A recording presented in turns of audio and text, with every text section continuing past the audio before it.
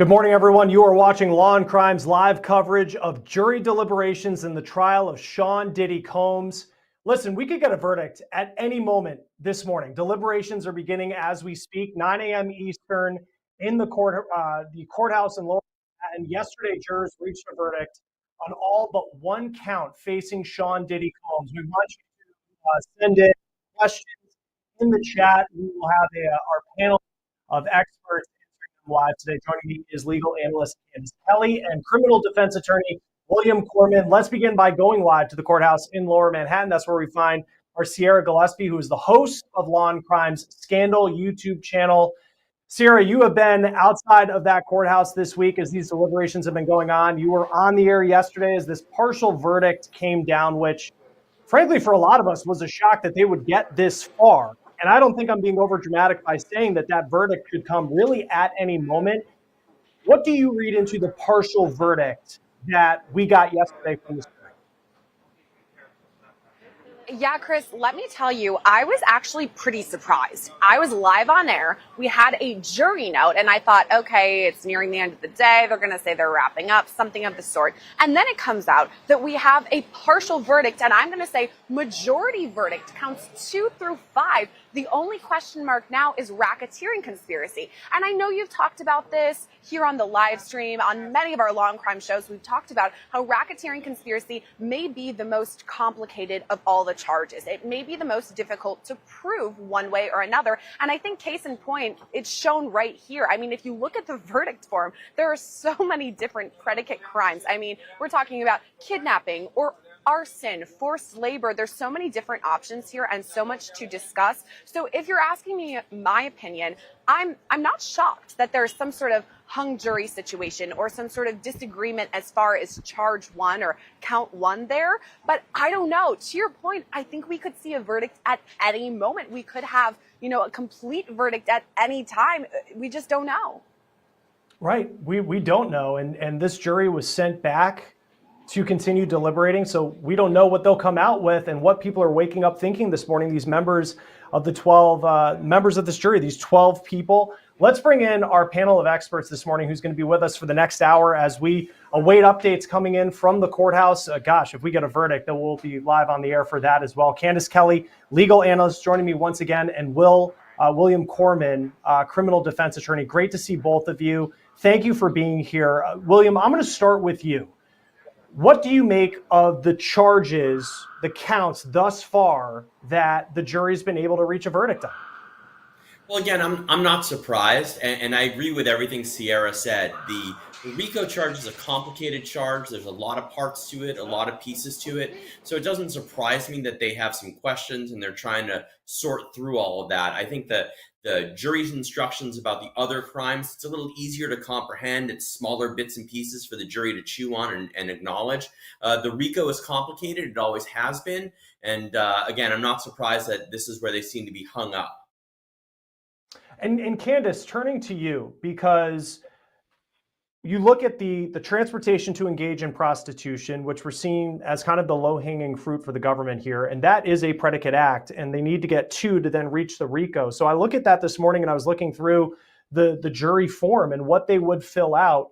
What do you think they're hung up on at this point when it comes to that overall charge of racketeering conspiracy?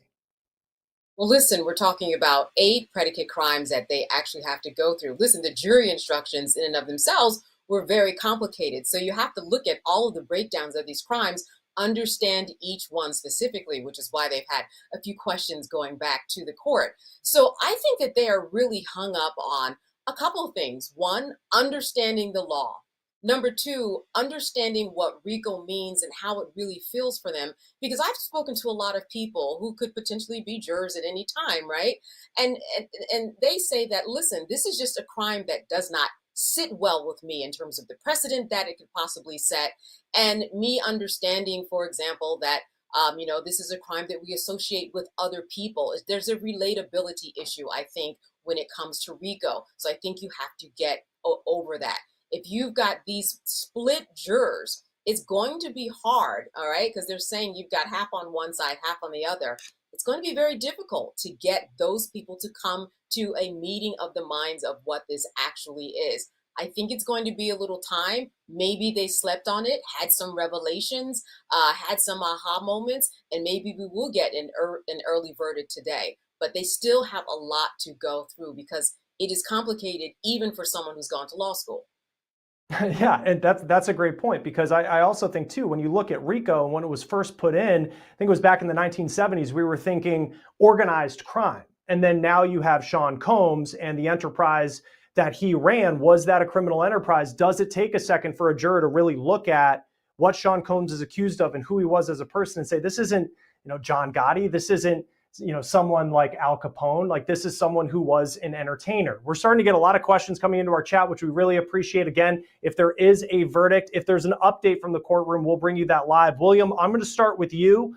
This is from Greg J. How many years if 4 out of 5 guilty? So if this jury comes back and they cannot figure out racketeering conspiracy, or even if maybe they find him not guilty of racketeering conspiracy, what would 4 out of 5 mean if those others, the 2 sex trafficking charges and the transportation to engage in prostitution charges, if those are found guilty, what does that mean for Sean Diddy Combs?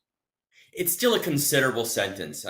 Again, each of these crimes carries with it one heck of a sentence. And even if he was only found guilty of those 4, I still think that we're looking at decades behind bars. I really do, regardless of what happens with the RICO statute. Again, Diddy is approximately 55 years old, so any sentence is a difficult sentence, but somebody who's already at that stage of their life, like I am, 55 isn't that old, but to spend the next 20 plus years in prison, that's awful. It's tough.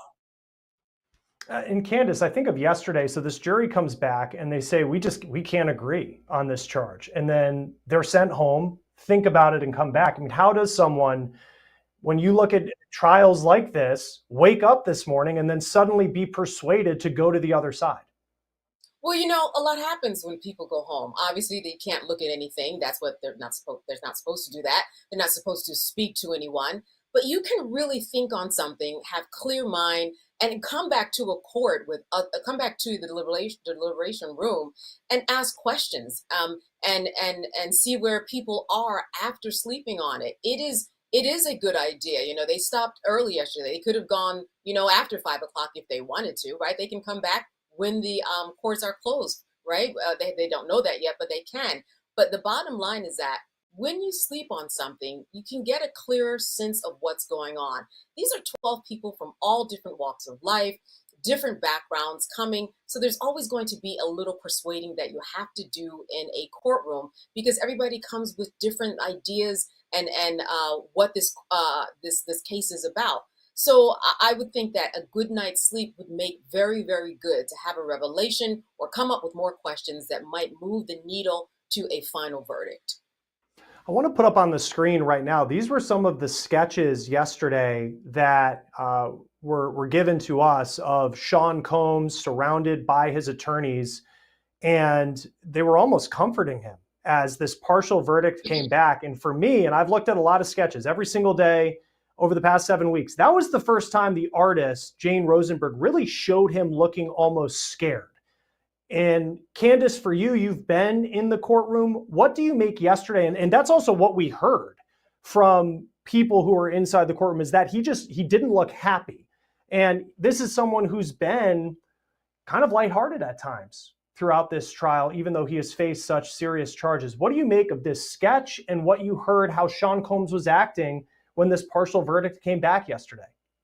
You're exactly right. I mean, he has had a very good attitude, very lighthearted, always passing notes, throwing hard signs and saying hello and doing, a light bow to people and acknowledging them in court.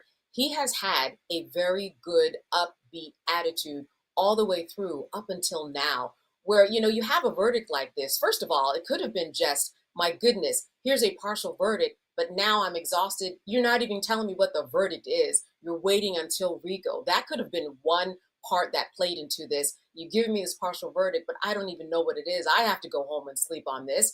The other thing is you've given me this partial verdict, and that might mean that you're giving me a guilty. It's just that on RICO, it is the one that people are kind of separating on. And that is not a feel-good moment. From what I understand too, after this was over, his family gathered around him. This is after people left. And they prayed around him. And that's what you do when you're in a situation like this and you don't know what your life is going to look like for the next 20 or 30 years. A very different disposition, but I think that there's a little bit of exhaustion because a partial verdict is one of those things where, hey, you want to know, well, what is it? You're making him wait even further. I can imagine he's just exhausted of being, of waiting, period. Absolutely. And Alina Mitchell asked the question, is Diddy allowed to talk to his family in court? And we kind of answered that right there. But then there was also just an interesting moment, I thought, yesterday. This was per CNN, that Combs whispered to his children and tells mother, quote, "I'll be all right. Love you." And we've seen Sean Diddy Combs. He has 7 kids, 6 of them. One of them's an infant, a little girl, but 6, often his entire family has been in the courtroom during this trial, and they were for closing arguments last week. William, I'm going to turn back to you. This is from Denise Lopez. Thank you, Denise, for putting a question in the chat. We really appreciate it. We have a ton of questions coming in, so I'm going to get to all of these here. Does the defense/prosecution know what the verdict is on those 4 charges? They don't. They don't. The verdict will be read for all of us at the exact same time.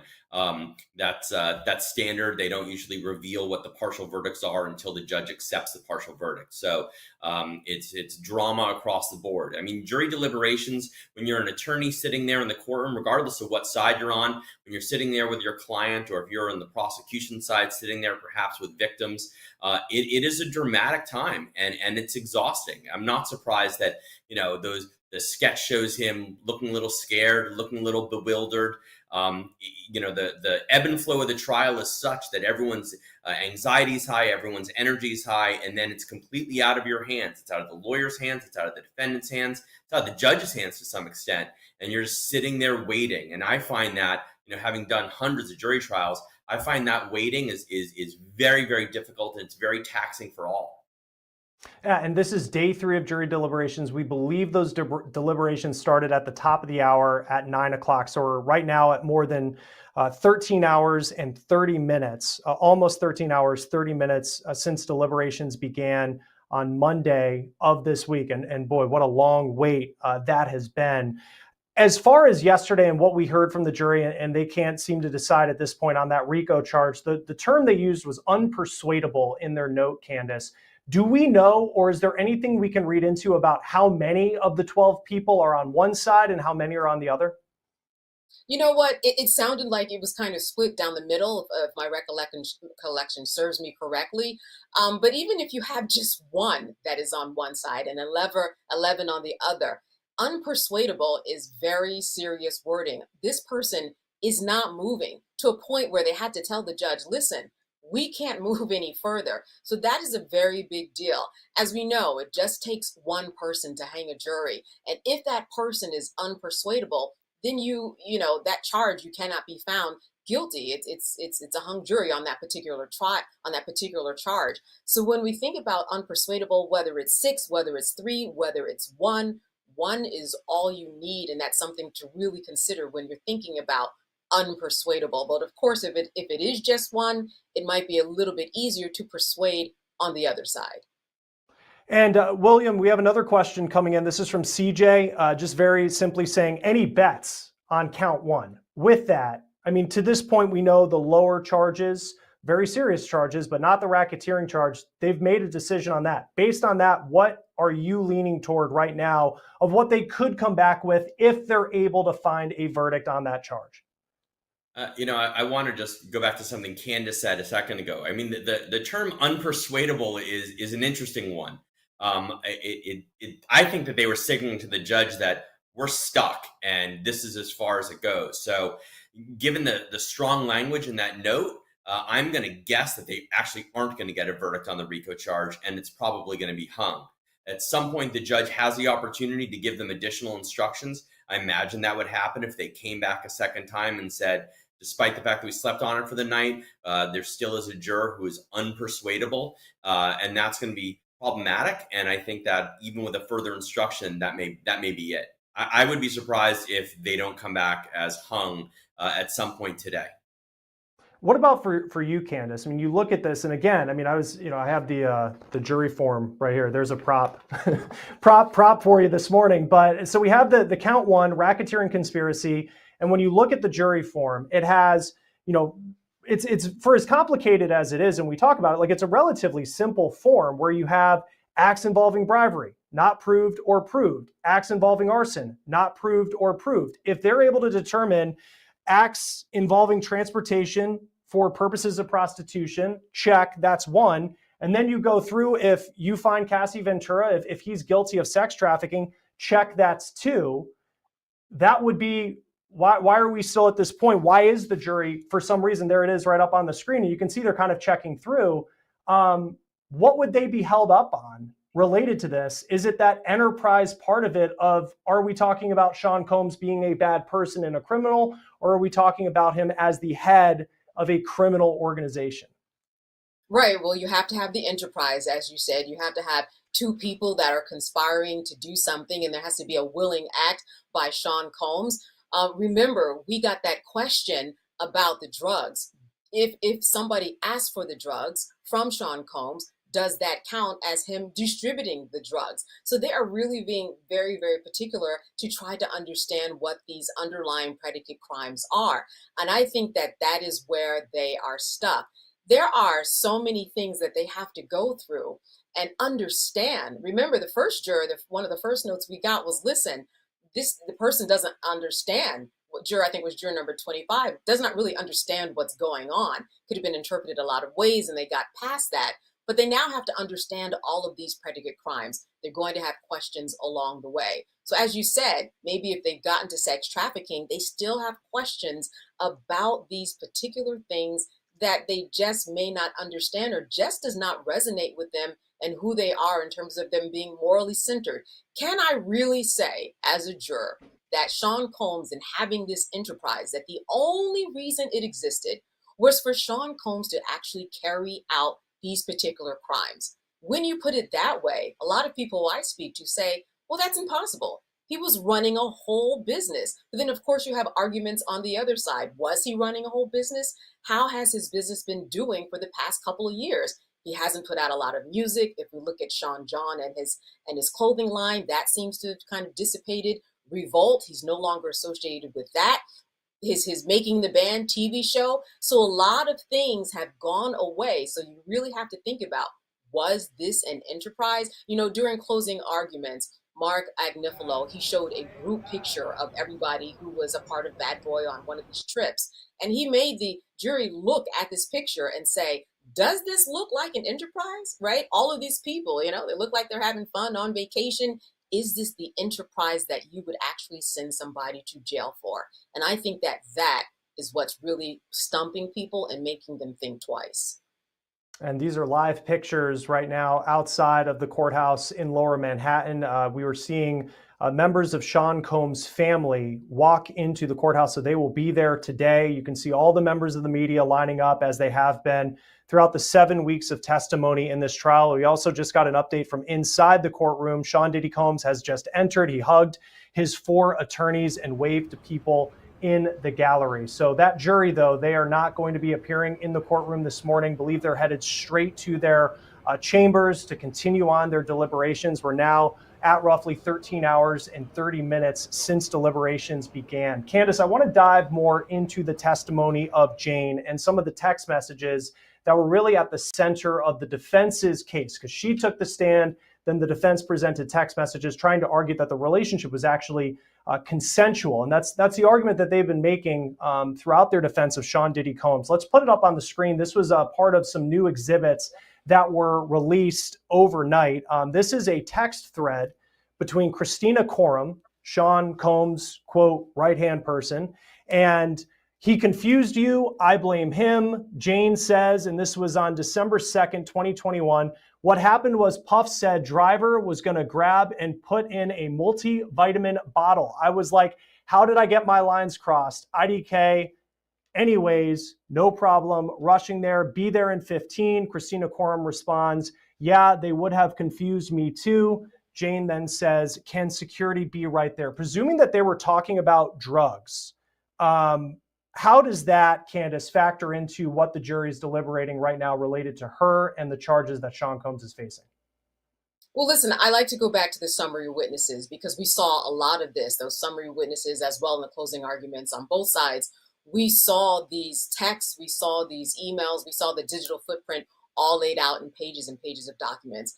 It is texts like these that I think especially confuse people because on the one hand, you have Jane that's testifying about all of these terrible things that are happening, the fact that the rent payment was being hung over her head, and then questions like this in and around drugs. But then you also have these loving texts and I want to be with you and let's do this again and when can we have dinner? And the fact that she's still getting her legal fees paid as well as her rent paid, mixed with all of these texts like this that deal with drugs, that deal with consent or not, that is something that the jury also has to consider. What exactly is going on and how do we get into the mind of someone who might seem to be on both sides of the fence? What is that about? I mean, I'm sure that Don Hughes, we know the forensic psychologist that testified, maybe that's something that comes into play to kind of figure out how someone who is a victim of domestic violence kind of deals with this and maybe placates someone. Or is it like the defense says, Jane is just up for a money grab? That is why Jane is here. Jane knows exactly what she is doing. So it is texts like this that really, I think that will force the jury to try to figure out what side are we going to land on, because we heard her on the witness stand, but these texts that span a couple of years for her, they say something otherwise in general. Let's get to our first poll coming in from the chat. More than 3,600 of you voting. We really appreciate that. Will we get a verdict before noon? Yes, 49%. Hard to say at 28%.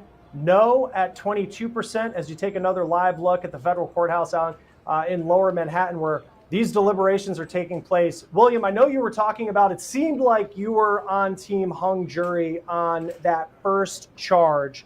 If we were to get an update, let's just say, if you think that that's what's going to come back, when does that take shape? What does the timeline look like throughout the day of the jury potentially coming back and saying, we can't reach a decision on a RICO? I'm going to say if it's going to be a hung jury, it's probably going to be shortly after noon. I think before noon's a little early. I think that if the jury comes back with a note saying that we're still at an impasse, there'll be a conversation between the judge and the lawyers as to whether or not it makes sense to give the jury further instructions. That'll take a little while unto itself. If the judge does decide to give them additional instructions, and it certainly won't happen until afternoon as far as a hung jury or a verdict, if the judge decides and the lawyers decide, you know what, they've been deliberating enough, and I think that they have enough information, I'm going to declare it now, that would probably be closer to noon. So I think noon is not a bad fulcrum to be looking at. I tend to think it's probably going to be a little bit after. Question coming in from Nikki for you, Candace. I know Diddy's been staying at the Metro Detention Center in New York since he was arrested in September of last year. Nikki asks, will he stay in the same prison he is in now, or will he go elsewhere if found guilty? He probably will go elsewhere because now we're dealing with federal charges and he would be in a federal prison. So that would be a determination that the system would make, that the judge would make. And certainly looking at the federal sentencing chart, how many years he would get and where that would take place. He will not be at the detention center, is my guess. That's up to the judge. And you take a look here, that is the Metro Detention Center. That's been Diddy's home since he was arrested in September of last year. I believe that's in Brooklyn. Earlier this week on the live stream, we actually had Dr. Dwayne Hendricks, who used to be a senior warden with the Federal Bureau of Prisons, and he was listing the places that Sean Diddy Combs could end up. And it would be based off which charges he's found guilty of, if he's found guilty of charges. But he was listing places like rural Florida, rural Illinois. One was in Tucson, Arizona, I remember. So there's a lot of different places that Sean Combs could end up if this jury comes back and finds him guilty on these charges. So we're going to have to wait and see. Also, question coming in from Miss Mandy Reacts. Have we heard anything this morning? Not yet, Mandy. Not really. Sean Combs is in the courtroom. We've seen members of his family arrive. Sean Combs hugged members of his family, but that jury went straight to the jury room. They're deliberating right now, and we're just waiting to hear any update coming in. As you take a look at some of the sketches over the past 7 weeks of testimony that we've heard. Question for you, Will. This is from Great White 9995. Why do you think Diddy is allowed to communicate with family members and friends when that is not allowed in any other instance. Has there been any as far as the communication with the gallery or maybe communication when he's in prison or jail, excuse me, anything different from what you typically see a defendant get while they're in his type of situation? Well, again, I mean, everyone's sitting around the courtroom with nothing to do. So if Diddy is in the courtroom, it's been my experience that sometimes the U.S. Marshals will let them have, brief conversations with their family. I'm sure they're not able to touch each other. I'm sure that they have to keep a boundary separate between them. But again, everyone's literally just sitting there stressing out. And I think that it's not unusual for them to have some conversations between family members and defendants in these types of situations. Again, it's not as if he's sitting in the gallery. It's not as if he's hugging his family. It seems more as if he's sitting at the defense table and talking to his family who are a few rows behind him. So that does happen. I do believe he is brought in when he needs to be brought in, when the judge is there, if the counsel on both sides are having conversations. Sean Combs is being held in a different room, then U.S. Marshals bring him out, and whenever there's some sort of a piece of business that needs to be addressed. Let's go, Candace. A question here from Liz. Where does the case go from here if they are hung on number one, but guilty on the others? Well, listen, I would imagine that if the prosecution gets a certain number of years where he's going to jail, I cannot imagine them retrying RICO, which is an option. But if he goes to jail for a number of years, that suffices. I think that they would consider that a win. I don't know if they would actually bring him back for the RICO charge. Of course, I can never say never. That is up to them. But I can't imagine that they would go through for that one charge if they're satisfied that he's being put away from for a certain amount of time, which is their goal, which is why they're going after him, this person who's head of this enterprise. If they're satisfied by that, I think that they would be satisfied to leave this alone. And then William, question here for the panel. If jurors can't agree on RICO, which is kind of the situation we're in right now, doesn't that suggest guilt on at least one of the charges from 2 through 5 where they were able to reach a verdict, which we don't know what that verdict is at this point? Otherwise, why would they be stuck on RICO? Well, I think we talked about it before, and I want to repeat what Candace said because she was absolutely 100% correct. It's not just enough to check off the boxes. They also need to really decide whether or not Combs is guilty of running an enterprise. So it's not just like a checklist, since you're guilty on these counts, therefore you're guilty on another.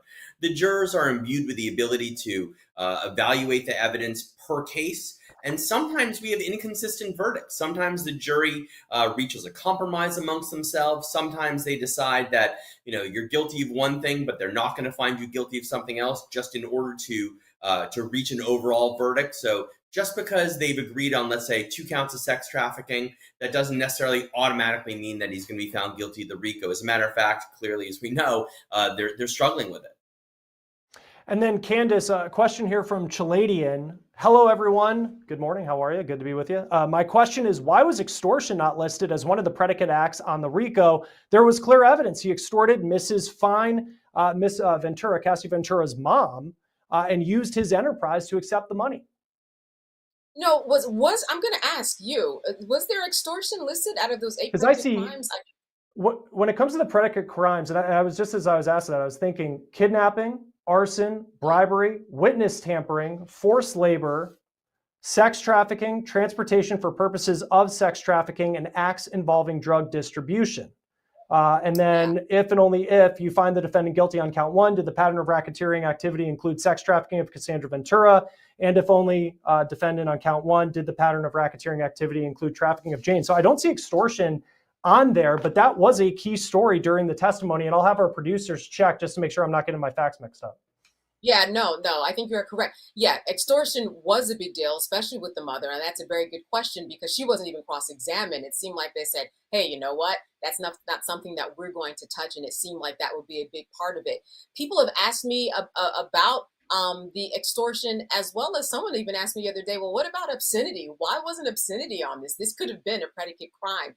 Really, as we've seen, the prosecutors have made changes along the way, as you said. We heard about extortion and Regina. I thought that it was a very strong case coming from a mother, someone who actually, got a second mortgage on her home for $20,000 and then he gave it back. But as we also saw, the attempted arson and attempted kidnapping, they were removed in the final call, if you will, for the verdict sheet. So it really is up to the prosecution. They apparently did not seem that it was something that it was worth putting on that sheet, and to kind of interrupt the flow of jurors to put, one more act that they thought may not have stuck. So let's just go ahead and move that particular theory, streamline it the same way that we did with attempted kidnapping and attempted arson. That would be my guess for that justification. But it was alive and well during those 7 weeks. And hey, if I'm wrong, hand up. And anybody watching, you're more than welcome to light me up in the chat. I will gladly, I'll gladly take that. We have a super chat question, William. William, I'll bring it to you. Michael First 89 asks, could Sean Diddy Combs lose his money that he has if convicted? What happens to the fortune that he has, which I know a lot's being spent on those civil trials? Sure. I mean, there is the possibility that the feds could come after some asset forfeiture if he's found guilty of the RICO charge. If he's found guilty of the other charges, it's a little more difficult. But again, if he's found guilty of RICO, then there is the possibility of some sort of civil forfeiture, either as part of the punishment or penalty or sentence, or a separate forfeiture proceedings. Obviously, we also know that I think there's 30 some odd civil cases pending against him. So whatever money he has is in jeopardy in one form or another, without a doubt. And just got an update from our producers on this. No, Diddy is not currently being charged specifically with extortion, but extortion is one of the acts that prosecutors allege he engaged in as part of the broader criminal enterprise that he's accused of running. So that may run to the whole, are we talking about a criminal enterprise, which jurors are deliberating about right now. Candace, Fabrice Jansen asks, can he appeal if he's found guilty? Oh, he can absolutely appeal. He is going to appeal. And what lawyers do is on the first day and even before, they're looking at, listen, what are our appeal points that we are going to make so that we can appeal it? We can appeal it all the way to Supreme Court if we want to. If there's something legally, procedurally that we think has gone wrong, he is definitely going to appeal. In fact, we heard Mark Agnifilo along the way. I mean, every time that they declare a mistrial, every time that they say, hey, you know what, during voir dire, why did you take all these African Americans off of the jury in this peremptory process? Every time there's a question from the defense, they are putting that on a list, and they will make that list part of their basis and foundation in order to appeal and get this overturned. Absolutely. Here's another poll result. Almost 4,000 people voting on this. What's your main reason for following the trial? Social justice comes in at 32%, just curious, 26%, legal interest at 23%, and then celebrity culture's in at 17%, which surprises me. And both of you can react to this, that's how this played out. Celebrity culture, according to this poll, is not the reason that people are following what's going on with Sean Diddy Combs. What do those results tell you, William, about the interest surrounding this trial? Look, I think that a trial of this magnitude, I mean, it's been going on for 6-7 weeks. Obviously, a lot of people are interested for a lot of different reasons. And quite candidly, regardless of why people are interested in this trial, I think it's fantastic that they are. I think the criminal justice system in this country needs to have a bright light shown on it at all times. And it doesn't matter if it's the Sean Puffy Combs case or a drunk driving case in your local court. The more people know about the criminal justice system, the more people understand the criminal justice system, the more people are aware of it and participate in it, either as spectators or jurors or so on and so forth. I think it's really good. I think it's one of those situations that we all should want to know how our court system works. And if a trial like this, which has some salaciousness to it, has celebrities in it, if that's what gets people to pay attention to the criminal justice system, I think it's fantastic. I like the 26%, just curious, just swinging through, checking it out. No, I mean, all great answers. Candace, for you, as you've followed this, and you followed a lot of high profile trials, and I also think of, since we're talking about RICO today, that is a charge that's been in the spotlight in recent years in several different trials. Some political, some related to celebrity. What do you make of the attention surrounding this beyond the fact that Sean Combs is obviously such a major name? Yeah, well, I'm a professor. So when I teach students and I'm just teaching, something about the FCC or the Supreme Court, the interest is always piqued if I bring in a celebrity case. People love celebrity. They like to see celebrity and be a part of the culture and see what's moving the culture. When we think about Sean Combs, he is a major culture mover still. So that resonates with a lot of people, and it's been across the decades. So I think the fact that there's so many people that he has touched with his music, whether they like it or not, they know about him. So that interest is absolutely naturally built in. When we're talking about the RICO charge, just like was spoken, it's good that people are learning about the justice system, how procedures work. You know, you go into this courthouse that anybody is allowed to go into right now today, you're going to see some amazing attorneys do their work. You are going to see an amazing judge do their work. So it's good to learn about the process, not just because of celebrity, because you might find yourself in a RICO charge. RICO is used more than people probably would imagine. On the state level, there are RICO laws. On the federal level, there are RICO laws. And if you Google it, you're going to find more than just R. Kelly and the Nixon case with the sexual cult. You're going to find operations like Adidas and people who were part of the college, what was that college one where they were trying to get their students. Oh, the Varsity Blues scandal. That's right. I mean, these are all RICO cases that people know and understand, but we forget. So it's good. And it's the other thing I think that's good about it is that it sets a precedent. So if it could happen to Sean Combs and other people, it could potentially happen to you because it's a very interesting and strange charge. Super chat question coming in from Britt. William, could Diddy face state charges on his crimes? It's possible, but I think it's unlikely. Any of these states could decide to charge him. I mean, we see that sometimes. We see the reverse, right? For example, if we have, we've had situations where police officers have killed individuals and they've been charged on the state level and been found not guilty, and then they've subsequently been federally indicted for civil rights violations. I don't think the reverse happens as much. It could, but I don't think it would in this particular case. I think it'd be very difficult for a state, be it New York or California or Florida, to put together the resources that the federal government has in this particular case. So I think this is the bite at the apple. And then Candace, question specifically for you from Shady Lady. If they find him guilty on 2, does that mean like 10 years? Who decides how much jail time? Does the time differ between 1 through 5 on the charges? Yeah, so when we talk about transportation across state lines for purposes of engaging in prostitution, that is up to 10 years. When we go to sex trafficking, that's at least 15 years. And we go to RICO, that's 20 to life. So it depends upon what they decided, and then they do the math, and then they look at the charts. So we do not know yet. And so we just have to wait and see. But that's what we're looking at. Let's say he gets prostitution though, and that's it. That's up to 10 years. You typically serve about 80% of your sentence when it's on a federal level. And he's also been in jail for about 10 months. So he gets time served.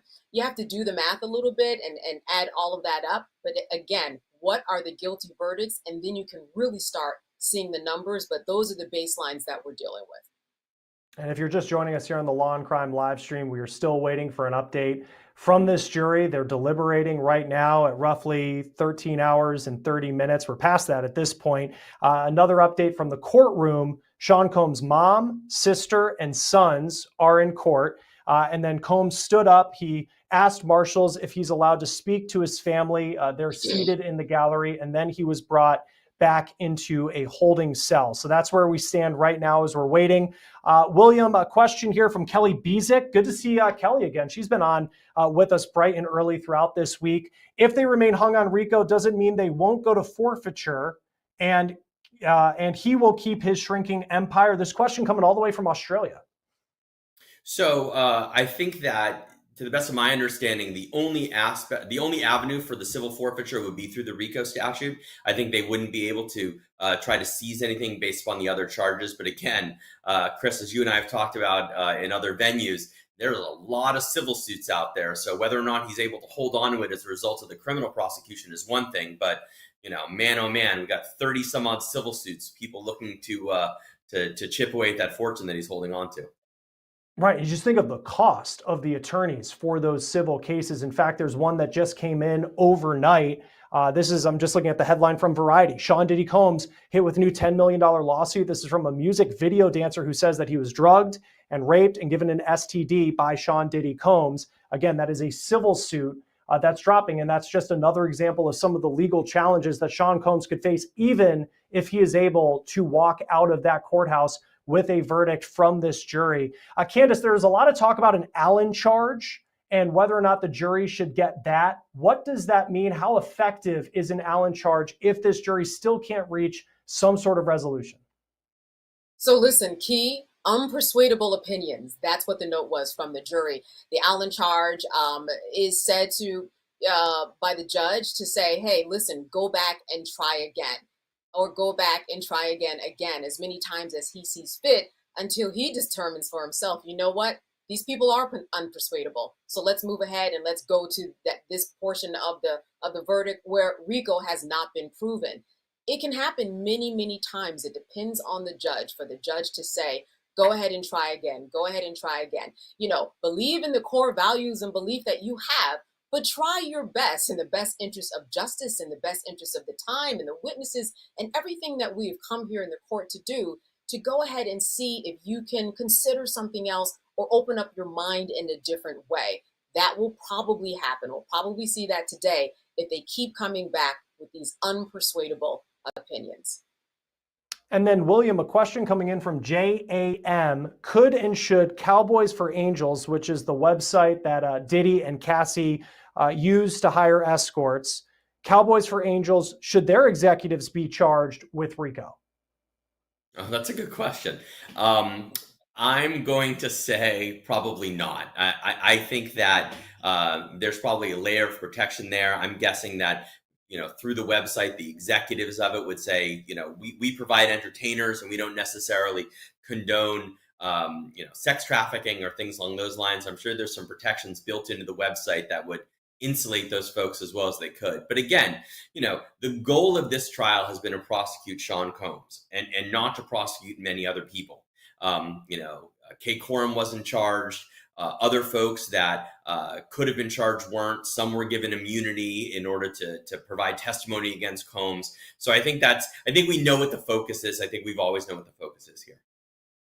And then have another poll result coming in. If you could ask one question to the legal team, what would it be about? Evidence coming in at 40%, legal process 24%, motive at 18%, and industry pressure at 15%. Appreciate the nearly 3,000 people who voted on that. I'm trying to find the question. Someone had asked, and I will get their username because you deserve credit for it, the question of who could come next. And that kind of is related to the question I just asked William, Candace. I'm thinking of Christina Coram here. Her name has come up so much. After this trial is done, who could be next, if anyone, charged by the government in connection to what they believe was an illegal enterprise? I think it really depends upon the deals that were made, and we don't know what they were. With Christina Coram, I think that we all thought that we were going to hear from her. Did she get immunity? I don't know. Did she get immunity? And then they realized, you know what? She's not going to work for either one of us, and we don't need her. It's just going to complicate things, and we don't want to open up that door. They have said that she is a co-conspirator. They have said that she is an unindicted co-conspirator. But will that indictment come?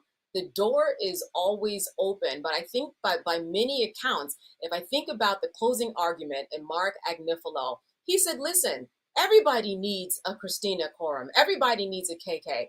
And Sean Combs shook his head. Yep, sure do. So I'm not sure about their relationship. If she is on his side or on the prosecution side, I think there's just a little bit of competing information about who is she going to serve. But certainly an indictment could come down the pike. Our Elizabeth Milner is standing by, our in-court reporter. I'm going to bring her in just a moment after I give you this court update. This is per CNN. In the courtroom, Sean Diddy Combs turned to face his relatives and told them he was heading downstairs to wait. Quote, "Stay strong," he said, and bowed his head to pray. His children bowed their heads. In giving prayer, Combs said, quote, "God, please watch over my family." He asked that the jurors, his family, be blessed. The family responded with amen, and then they clapped. So a little idea of what's going on in the courtroom. Sean Combs now being brought into a different room to wait out these jury deliberations. With that, let's bring in Elizabeth Milner, Law&Crime's in-court reporter who has covered this trial every single day and has been in the courtroom. Elizabeth, I know we're waiting at this point, and yesterday was quite busy, especially at the end, but what stands out to you thus far about just what you're seeing in the courtroom? Yeah, well, oh my goodness, I'm so sorry, Chris. You are not Jesse Weber, I promise. I know you are Chris. You know what? Stewart. If you got to mistake me for somebody, that's who I want. I'm so sorry. I'm used to saying Jesse's name, but hey, Chris. Hey, everyone. I get it. So yeah, as far as what was going, right? As far as what was going on inside the courtroom, I will say this, that I was kind of wondering what the atmosphere would feel like, especially knowing that the jury kind of made their decision already in terms of counts 2, 3, 4, and 5. And so I was like, okay, is Sean Combs going to come inside the courtroom? Is he going to have that same kind of tone that he had yesterday? But it kind of was a little bit different, Chris, in that he came in, he was all smiles, especially when he initially saw his mother. He spoke to her initially just kind of walking into the courtroom. He did what he normally did, was kind of do the little hearts, talk to his mom a little bit. He was coming in with smiles, notably. And then after he gave the heart sign, he sits down, he reads kind of this note or this letter for a little bit. And then it seems like he was either writing something down, jotting something down. I'm not sure because his arms were kind of covering his body position. So I couldn't see if he was like writing a letter back or kind of what was going on there. But then for a moment, I saw kind of the defense kind of all huddled over into a circle area, just kind of talking things over. But the prosecution wasn't inside the courtroom. So I was thinking, okay, maybe a note hasn't been received. The jury is still continuing their deliberations after they started around maybe like 9:05 this morning. And then I saw the defendant kind of chatting with Xavier Donaldson for a little bit. Then Combs was kind of sitting alone for a little bit at the defense table, and then again writing something down. And then I was like, okay, I'm going to go just run downstairs really quick. Then I saw him get up. I was thinking, okay, maybe he's going back to his holding cell. And to your point, Chris, just that note that was read, it seemed like he told his family that. But then all of a sudden we see all of his family inside the gallery kind of bow their heads down. Sean Combs kind of recites like a little prayer with them. And then you hear amen. And then you hear kind of the courtroom erupt with claps. And it was claps from his family. I think there were claps even from the public side inside that gallery. And so then Combs, I think, went back to his holding cell. Everybody kind of dispersed from there, probably to go to the cafeteria or just kind of be on standby until we get another note from the jury. But those were the things that really kind of stood out to me this morning. And it was a pretty packed courtroom, even though there's been no note from the jury thus far this morning. So we saw everyone from Janice Combs, Keisha Combs, Diddy's sister, Justin Combs, I believe his girlfriend was there too, Quincy Brown, Christian and his girlfriend, who I think her name is Raven, and she's like an influencer, and she's known by Body by Raven. The twins were there, Delilah and Jesse. Chance was there, Chance's mom. Sarah Chapman was there. Fahim Muhammad was there. Deanna Tran was there. She's the mother of baby Love. And then Doug Wigder, Cassie's Ventura Fines attorney, was inside the courtroom. So it was pretty packed, as a lot of us are kind of anticipating what the next notes will be from the jury, whether it'll be another question, whether it'll be maybe they settled their disputes as to count 1, RICO conspiracy. So we'll see what happens this morning, but it's pretty interesting, just the tone from yesterday evening to this morning. Right, and we just saw a video of what appears to be Sean Combs' family, that they were leaving the courthouse, getting back into the Sprinter van that they've been arriving in each morning. Again, Sean Combs, as you're saying, Elizabeth, prayed with his family, and then he went to another room where he's waiting out these deliberations. So potentially they're going somewhere else just to wait it out so they don't have to be in the courthouse for as long as these deliberations are going to take. Elizabeth, while we have you, we are getting some questions in the chat for you. This is from Analyst TM. Question for Elizabeth. Did you see the jury this morning? How did they seem? I didn't see the jury this morning. So they're not brought in at the beginning of the day. They really just go back to the jury room. They begin their deliberations. I did see kind of the bailiff or the marshal who's kind of overseeing the jury deliberation process go kind of towards the back area a little bit after 9 o'clock, but it was between like 9 o'clock and 9:05. So we didn't see their faces this morning. I saw a couple of them trickle into the security line, but they looked kind of how they normally look, which it's hard to kind of gauge or read on them sometimes. They look like they're just kind of reporting for duty, seeing what's going to be this morning, maybe this afternoon. But it'll be interesting to see when they come back with another note, if it'll be a verdict or just another question. And then, Elizabeth, another line coming in here from Ashley Bramley. I am in awe of your recall capabilities. I'm really impressed as well. It's incredible. You're just painting the pictures for us inside this courtroom. How are you able to keep up with the details in real time without any recording devices? I know. How am I able to keep up? I don't even know sometimes myself, but I'm jotting everything down, literally. And to the point I have a now color-coded system. I think I've talked to you guys about this, where if I'm writing in black ink, that's just kind of what's going on. If I'm writing in green, I'm just observing the courtroom. If I'm writing in red, it's something that I'm making sure I'm noting of, because I did not bring any highlighters. So everything has to be color-coded for me. So that way, when I relay this information to you guys know what I'm talking about. And hopefully it's simple enough that you guys, I'm not getting too much into the weeds of things. I know I tend to ramble sometimes, but I've got it down to a system where I'm just jotting everything down at this point. You were definitely the person in school that everybody goes to at the end of the semester before finals and be like, hey, do you have the notes? I didn't really pay attention. More questions coming in for you, Elizabeth. This is from Laha. Given the allegations against him, are the jurors being watched for their safety to make sure there is no tampering? Well, I do think that's kind of a question that's been lingering through a lot of people's minds. I don't think they have anything necessarily to worry about, especially thus far, especially given that a lot of people on both sides, the defense and the prosecution, have been noting how great this jury is, how diverse this jury is. So from my understanding of things, I don't think there's anything to necessarily worry about. I think if there was something to worry about, just kind of like with the issue with juror number 6, not that that had anything to do, with witness tampering or anything like that. It was just a simple kind of, thing about his residence. But in terms of just if there's any actions that need to be taken with the jurors, everybody has been very diligent and professional enough to kind of take the next steps. But nothing has happened thus far. I know a lot of people are kind of anxious to see what's going to come out of this, but nothing thus far. And I don't think they have anything to worry about in terms of their safety. Maybe just a lot of us from the press just wanting to talk to them afterwards. If anything, that's what they have to worry about, probably being inundated with requests to chat. Right. We got a couple more for you here because I know you have to get back to kind of waiting for these jury deliberations across the street. This is from Alessio, and this was related to what you just saw. Sean Combs praying with his family and even the applause in the courtroom. Was it strange seeing Diddy pray in court? No, it wasn't, because, we've heard a lot about how he would, for example, send off sermons to Jane, things like that. So we know that he's been kind of taking to religion a little bit. There are times where I have seen him, especially at the beginning of the trial, he came in with a Bible. And so I think he's really kind of touching into that, more religious side of him. It's not the weirdest thing that I've seen, especially since, from my understanding, I think I had stepped out of the courtroom for a moment, that he'd done this before, kind of pray with his entire family. I think if anything that was a little, and I hate to say this, a little like interesting, was just only the claps afterwards. Like the family, I get it, but maybe from the other people, I kind of just didn't understand that. But, that just might be me. And then a great comment here, which we really appreciate, the entire team here at Law&Crime. Kimberly Gardner says, shout out to Law&Crime, the closest thing to being there yourself. Great coverage with great hosts and hostess, which we all really appreciate because, as Elizabeth knows, she has been working so hard every single day, taking down so many notes inside that courtroom. One more for you, Elizabeth. We're going to go with this one here from Molly Asijo. How is the jury protected when they leave the courthouse? Because you do think, as much as we as the media, we may want to find them to talk to them, see what they're thinking, certainly after the verdict. And then you think of some of the concerns like we were just talking about with tampering, but just for making sure that no one might on their own try to go after members of the jury. What happens at the end of the day when they go home?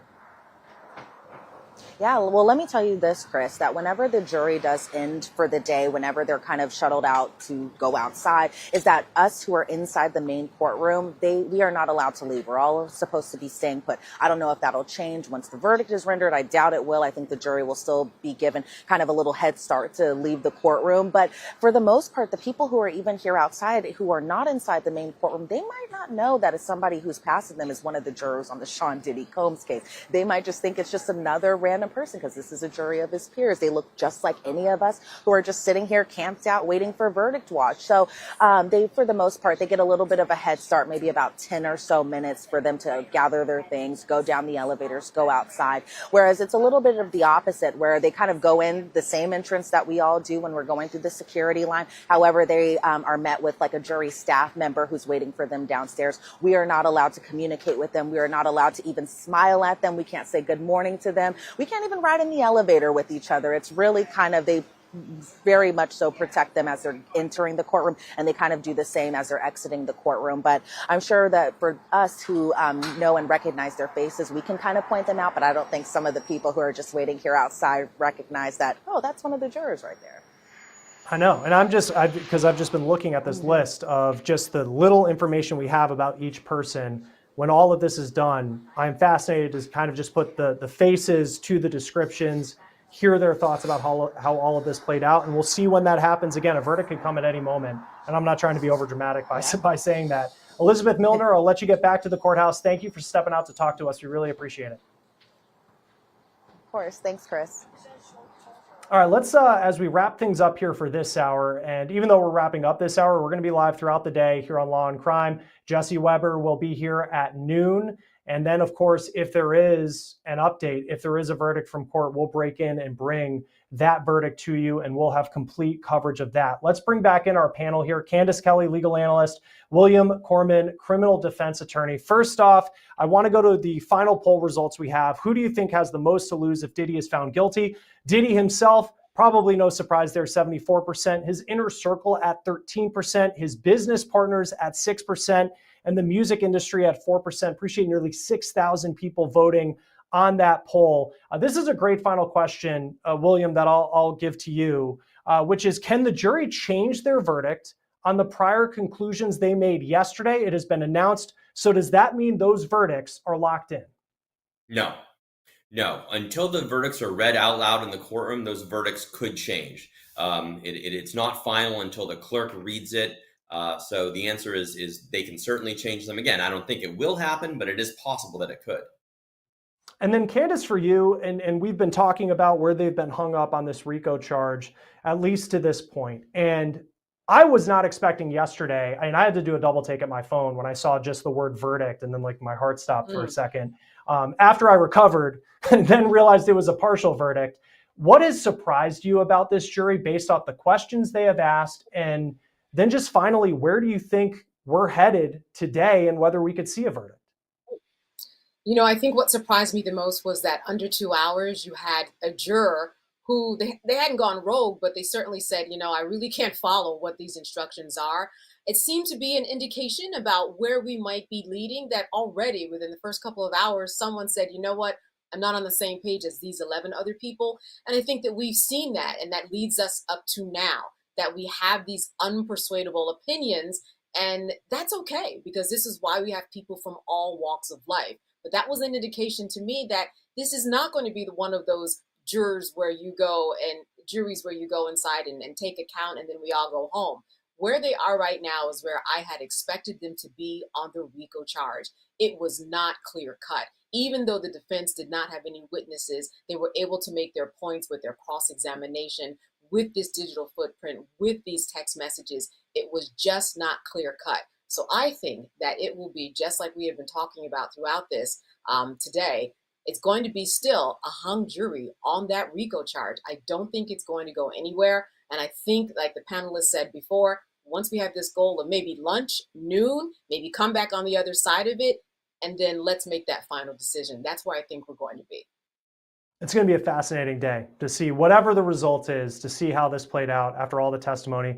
Candace Kelly, William Corman, both of you are incredible. Thank you for joining me for the last hour, taking all the questions that we have from the chat. Just great insight here as we continue to wait. Again, we're going to wrap up for now here on the live stream, but be back at noon. Well, actually, just keep it on. If you have us on, maybe you're in the office, just keep us playing in the background. That'd be great for us. But also back at noon, my friend Jesse Weber will be here to continue to break things down. You saw Elizabeth Milner, Sierra Gillespie, the host of Scandal on Law and Crime. She's also going to be in the mix today, bringing you some analysis with great panels of guests, as we always have here on Law and Crime. With that, we're going to sign off. And just a reminder, the second season of Law and Crime's hit podcast, The Rise and Fall of Diddy, that is hosted by Jesse Weber himself. That is back. The third episode dropped yesterday.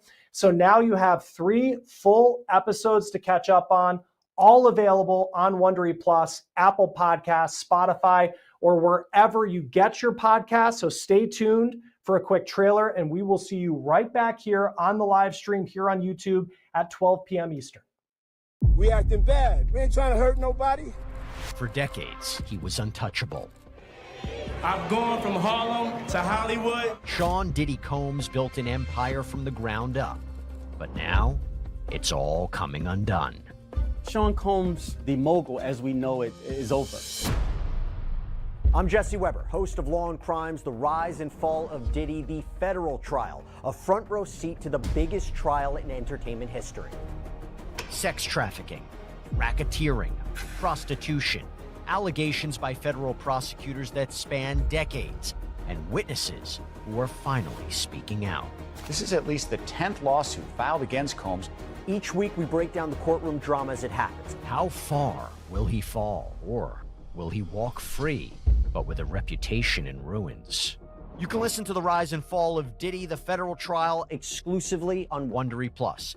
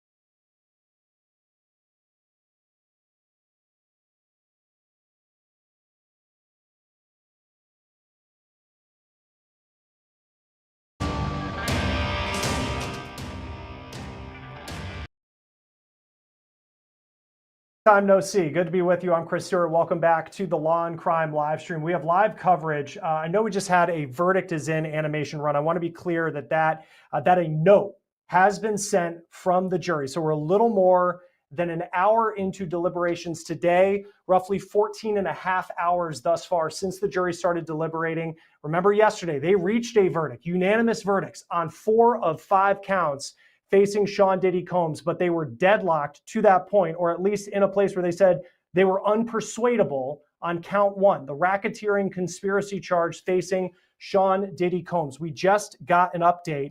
It is a verdict. That is per CNN and Inner City Press, which has been covering this case. We do have a verdict in the trial of Sean Diddy Combs. I want to bring in Sierra Gillespie, who is the host of Scandal here on Law and Crime. So just about an hour into deliberations today, Sierra, after they went home last night, they were not able to reach an agreement on count 1. Now we have a verdict coming in. What is your reaction as I'm being told that Combs and other lawyers have returned to the courtroom? And so we're going to continue to follow this. Just your reaction thus far, pretty quick this morning. The verdict is in. It is official. I mean, yesterday we were talking about how 4 of the 5 counts had been decided upon. The verdict was in, but still a question mark for this morning. What could come of that final one, count 1, racketeering conspiracy? And only about an hour into deliberations this morning, the jury returns a verdict. And let me tell you, there was a lot going on. Up and down the road that I'm on right here, it's filled with media. And we're all sitting down waiting, what's going to happen, updating our phones. Is there any sort of, news coming? And all of a sudden I hear next to me, ABC, we've got a verdict. Everyone else, here's a verdict. And by the way, I think we have a court update. So I'm going to go back to Chris. Tell us what we know. Yes, court update coming in. Again, we have a verdict in the trial of Sean Diddy Combs. Sean Diddy Combs' lawyers are still meeting with him in private as we wait for the verdict to be read in court. We know that Combs' mom and his sister are in the courtroom. We saw members of his family, his children were there. They actually prayed with Sean Diddy Combs inside of the courtroom this morning before members of his family left, which was probably about 15, 20 minutes ago. And then Sean Combs went to a separate room where he was going to wait out these deliberations. I want to bring in our panel of experts who are with me this morning, starting at 9 o'clock. Candace Kelly, legal analyst, and then we have William Corman, who's a criminal defense attorney. Both are joining us. So very quick, since I last spoke to you, that verdicts come in. Just Candace, what's your reaction? I mean, we were thinking potentially that this was going to be a hung jury. We're still working on getting those guests. But again, we were talking this morning because of yesterday, the jury used the term unpersuadable when saying that that's where they were at on this racketeering conspiracy charge that Sean Combs was facing, even though they were able to find unanimous verdicts on 4 counts facing Diddy. But here we are, just an hour in, going home, sleeping on it. The 12 members of the jury returning a verdict. We're going to work on getting our guests up. But Sierra, walk us through, as you've covered this every day, of what makes this racketeering charge so complicated and why it seemed the jury, at least early on in these deliberations, they were having an issue coming to a verdict on this charge leading up to about 5 minutes ago. Well, I'm really not surprised that it was count 1 that was the hung jury or the confusion, right? Because it is the most complicated of all of them, racketeering conspiracy. And this is something we've talked at length about with the predicate crimes, things like arson, bribery, forced labor, kidnapping. And it's got to be confusing. I mean, for me, who doesn't have a law degree, I've been covering this case for quite some time now. Even at times I waver and I'm like, wait, what is this about? Let's, make sure to go back and really think about it. And I think for jurors, that's what it's got to be, right? It's now become their job to figure this out. However, they weren't watching P. Diddy before all of this. They might have seen his name in the news, but they weren't really zoning in on racketeering conspiracy. And I think the biggest issue in all of this is likely that it's a conspiracy, right? Multiple people had to take part in this conspiracy. And yet there was only one person charged, one defendant, P. Diddy. And to me, that could be the question mark in all of this. And I do want to say, before we throw back to our guests really quickly, we were not expecting this verdict. P. Diddy's family walked out of the courtroom. I watched him go. Everyone thought, okay, that's the way it's going to be. And all of a sudden, they're coming right back in. We're getting the rush. And again, it just wasn't expected after 1 hour of deliberation this morning. Court update again. Sean Combs has entered the courtroom. He looked at his family. Again, his mom and his sister are there right now. He looked at his family, nodded his head, and flashed a small smile. Let's bring in our experts right now. Candace Kelly, legal analyst. William Corbin, good to see you again. What is your reaction, Candace? I'll start with you. William Corbin, criminal defense attorney, by the way. But Candace, I'll start with you. Your reaction to the jury reaching this verdict? Well, listen, I'm not surprised. I know that we talked about lunch just a few minutes ago. I'm a little quiet now because I'm in a TV studio. You'll probably see people running behind me, by the way. But I'm not surprised because, listen, we know that there was a point where they were coming to a conclusion in all this, and we thought that it was going to be today. I think what happened is that when they slept on it, maybe a lot of them made their decisions and came to a conclusion when they got to court, because that was very quick. It's 10:13 right now. Not a lot of discussions, probably just a lot of voting on each of the charges and then moving on. It'll be fascinating to hear just how many people yesterday were on one side compared to the others, to the other on this charge, the 12 jurors. William, what's your reaction that they were able to, in about an hour today, find a verdict? This is why I never bet on how long it's going to take to reach a verdict. Right. Because I think both Candace and I were looking at noon or a little bit after noon, Yes. and that was about 6 minutes ago. So we're both way off. I agree with Candace. I think that giving them the night off, giving them the pause, allowed whoever it was that needed to do some internal soul searching, whoever it was that needed to marshal their arguments to convince whatever holdouts there were, they did their job. And so now here we are. Again, as I mentioned a little while ago, sitting around waiting for a verdict is very taxing. Thing worse than sitting around waiting for a verdict is when you know there is a verdict and you're sitting around waiting for the verdict to be read. This is about as high drama and about as tense as it gets. I've been in this position many times. It is an uncomfortable feeling because you're trying to read tea leaves that simply don't exist. They are sitting in that courtroom right now, just staring at the walls, waiting for the jurors to come in, waiting for everyone to reassemble. And it's tense and it's tough and it's taxing. Let's get to this update. The judge says we received a note at 9:52 a.m. and it reads, "We have reached a verdict on all counts. Anything to address before we bring out the jury?" Both sides say no. The judge says maintain order while the verdict is being read and until we have the jury out. Candace, walk us through. We don't have cameras in the courtroom, but what is going to happen next? Well, listen, this gives time for the family to reconvene. As we know, the family left. They perhaps thought like us that they had a little more time. It gives everybody a time to kind of shore up, be ready, be there as you would want somebody who's a defendant who may not be walking out of the jail. So with that in mind, everybody gets assembled. And then the foreperson is going to read the verdict once everybody is marshaled in. And as you mentioned, the judge is going to have to do a very good job to say, everybody, please be calm. Make sure that your reactions are in accordance with the rules and guidelines of the courtroom. As we know, though, Chris, that is very difficult to maintain. I am sure that regardless of what the verdict is, there is going to be a reaction, because any combination of an outcome, guilty, not guilty, it's going to be a surprise because we just don't know, and we just are not the jurors in there making the decision.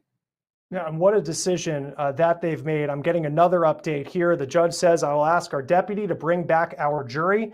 Sean Combs has remained seated. His 8 lawyers are standing up. The judge says, "All rise." So here we go. The jury is going to be coming in. So I do apologize if I'm looking off screen as I typically do. I have a monitor here. So I'm kind of watching this like a hawk to make sure that I bring you the update as quickly as possible. And as I wait for the update, William, let's talk about count 1, racketeering conspiracy. And just for those who are joining us, this is a complicated charge. What does the jury, as the jury, I'm just told the jurors are now entering, what is the jury going through? How do they reach a guilty or not guilty verdict? What do they consider when looking at count 1, racketeering conspiracy? They have to find that Sean Combs was guilty beyond a reasonable doubt of the predicate offenses, at least 2 of the predicate offenses, such as arson, drug trafficking, sex trafficking, and so on, then they also have to find beyond a reasonable doubt that he was part of an enterprise, and the enterprise was created for the purpose of committing criminal acts, that the enterprise itself was created for the purpose of continued criminal conduct. We know from the notes yesterday that this is what the jury was hung up on, and we know that after 52 minutes or so of deliberating today, whatever they were hung up on now has been resolved. And we have received your note, says the judge. Juror number 5, have you reached a verdict? He is the foreman. Juror number 5 says we have. The judge says, is it unanimous? Juror number 5 says it is. The judge says, please provide the verdict for the deputy. And I'm waiting for another update to come in. But Candace, and I may cut you off here, take us inside what's probably the courtroom right now. And we do have, before that verdict comes in, we do have a poll up if you want to weigh in, everybody watching, on what you think the verdict may be. But take us inside, paint a picture of what it is like to be in that room right now. Listen, everyone's quiet as a mouse. They are waiting for the details. This is the moment that this 7 weeks has been built upon, not just for the jurors, but for the public, for the reporters, for his family, for Sean Combs. This is the time. So it is quiet. Everybody's being patient. All rules are being followed. No one is acting up. No one is doing anything. Everybody is waiting with bated breath. This is the moment. Yeah, it's a moment as I'm seeing one of my producers writing here. So I apologize, just waiting here to see if we do have the update on what that count is. They're reading this charge. I think of this morning when Sean Combs, we were talking with Elizabeth Milner, who's in the courtroom right now, that Sean Combs was praying with his family. And here is the verdict. The judge says the deputy will inquire as to the verdict. The deputy says, in the matter of the U.S. versus Sean Combs, count 1, juror number 5, not guilty. Deputy, sex trafficking of Cassandra Ventura, juror number 5, not guilty. Deputy, transportation for prostitution, juror number 5, guilty. So we have 2 not guilties on count 1, racketeering conspiracy, sex trafficking of Cassandra Ventura, that is not guilty, and transportation for prostitution, guilty. What is your reaction, William, to what the jury has found in the case against Sean Combs? So far, I'm very surprised. I thought that the prosecution really did put forward a fantastic case involving Cassie Ventura.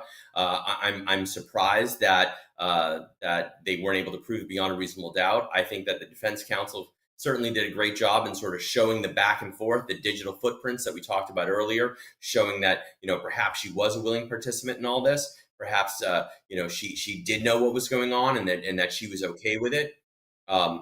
That's my take on it. The final 2 counts for sex trafficking of the victim who went by the pseudonym Jane. Juror number 5 says not guilty, and transportation for prostitution of Jane, juror number 5 finds guilty. The jury finds it guilty, according to the foreman, juror number 5. Candace, what is your reaction? So listen, we're not surprised. We knew that lower act, we knew that the transportation, crossing straight lines, in order to engage in prostitution, we knew that was practically a given, that the defense was willing actually to give up, as we talked about before, that's up to 10 years. So that could really be across the spectrum. What we know it's not is RICO. We know it's not 20 years to life. And I think that that's something that defense definitely would say is a win. We are not surprised. I think that none of us are. William, what does this mean for Sean Combs now? These are the 2, the 2 weakest charges in terms of penalties, I guess you would say, in terms of seriousness of charges. Not guilty on racketeering, not guilty on sex trafficking of Cassandra Ventura, not guilty of sex trafficking of Jane. What does this verdict mean, getting those 2 guilty verdicts on the transportation for prostitution charges? Well, obviously, there's still serious charges. I mean, it's the full weight of the federal government has come down against Mr. Combs and has charged him with these crimes. Obviously, he is relieved to have not been found guilty of the more serious crimes, if you will, but these were serious nonetheless. And there is a possibility that he's going to be sentenced to federal prison as a result. Both these counts carry with him up to 10 years in federal prison. He does have, I want to say, 10 or 12 months in already. He would get credit for that. I do think that there's a reasonable likelihood that he'll still be sentenced to some period of state prison and obviously, federal prison. But again, it's still very, very serious. Does this mean that Sean Combs potentially could walk out of the courthouse today and then sentencing be pushed to a later date, Candace? He's not walking out today. He's got a lot to do in terms of actually going back to the courthouse, and what they want to make sure doesn't happen is that he doesn't, he's not out in order to do what they thought he might do, which was tamper with witnesses. If they choose to charge this any further, he's not going anywhere. He's going to be held, and then he's going to be sentenced, and then he's going to be placed somewhere. As you said, it could be Florida, it could be in the Midwest, it could be Pennsylvania with Bob Menendez. We never know, but he is not going anywhere today. And then, William, walk us through the sentencing part of this. We know what the verdict is now. What happens next? So what happens next is that there is a sentencing hearing that will take place probably 30 to 60 days from now. In the meantime, both sides will marshal their arguments. They will put forth sentencing memorandum. The defense counsel puts together a memorandum. The prosecution puts together a memorandum. And also the probation department, the pretrial services, they also put together a memo. They will interview Mr. Combs. They will, each of those three branches, if you will come up with what they believe an appropriate sentence is. And then ultimately it's up to the judge to formulate whatever sentence he sees fit in this particular case. And we'll get some reaction. I'm still waiting to get the description of what the courtroom was like in this moment with Sean Combs being found guilty on the most serious charge of racketeering conspiracy. But Candace, as you look at the not guilty verdict, what could the prosecution look back on and think maybe we should have done that to build a stronger case to maybe get a conviction on this? Listen, the prosecution put on a very good case. Let's remember that there were no witnesses that the defense even chose to put on. They just said, you know what, you didn't make your case. The prosecution, I would think, if they were going to look back, I don't know, would they do something with Christina Coram? Maybe take that chance. Would they do something with this plethora of security guards that we know were within Sean's orbit that knew everything? Because we know Sean wasn't driving himself to places, Sean wasn't getting candles, and Sean wasn't picking up Astroglide. Are these the people that we should have heard from? Because certainly being in the gallery, these are the people that I wanted to hear from. Would they have provided some glue to any of this? I think that that's something to take into consideration. Who were the people that we have heard all throughout this trial, but we didn't bring? Could they have made a difference? I want to bring our Sierra Gillespie in right now, who's outside the courthouse. Sierra, what is the vibe there?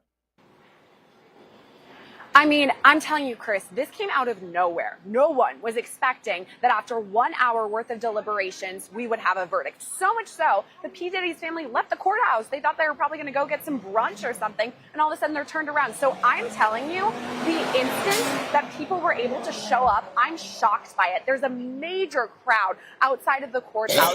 I mean, I have no idea where all of these people came from just to surround and hear all of this. And I mean, I think the vibe is that this is a pretty big win for P. Diddy. I mean, not guilty on count one of racketeering. Huge win. I mean, that could potentially throw the life sentence out the window. And you can definitely tell in the crowd here, people who are pro Diddy are definitely happy about it. And I know we talked about when we signed off at the end of last hour, when Diddy's kids left, you saw his sons, his twin daughters, they got in that Sprinter van and they headed out after praying with their dad. And then he goes to wait out the jury deliberations. I know his mom and his sister were in the courtroom, but did you see them get back? Were they there for this verdict? I believe so that they were. And I'm telling you, straightforwardly, everything was a mess when we heard the verdict. Elizabeth Milner got up, ran inside. I jumped in, plugged in my microphone and my IFB, ready to go. So it was almost like a frenzy here. You can kind of feel the vibes, and that's what I'm trying to convey to you all, by the way, that here everyone can kind of feel the vibes that something wild is going on. I did see the commotion behind me. I did see the Sprinter van, but honestly, I was plugging in during all of this, so I didn't physically see them with my eyes, but I do believe that they were there in the courtroom.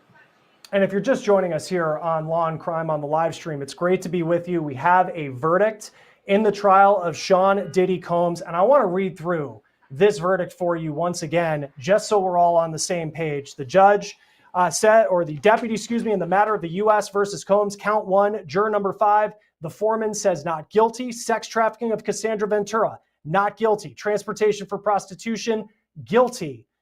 Sex trafficking of the victim that went by the pseudonym Jane, not guilty. and then transportation for prostitution of Jane guilty. Have another court update coming in. The judge asking the media not to question jurors about their deliberations. Jurors, you can contact our chambers. You gave up a lot these 10 weeks. It is inspiring. You worked together, rain or shine. You answered the call of public service.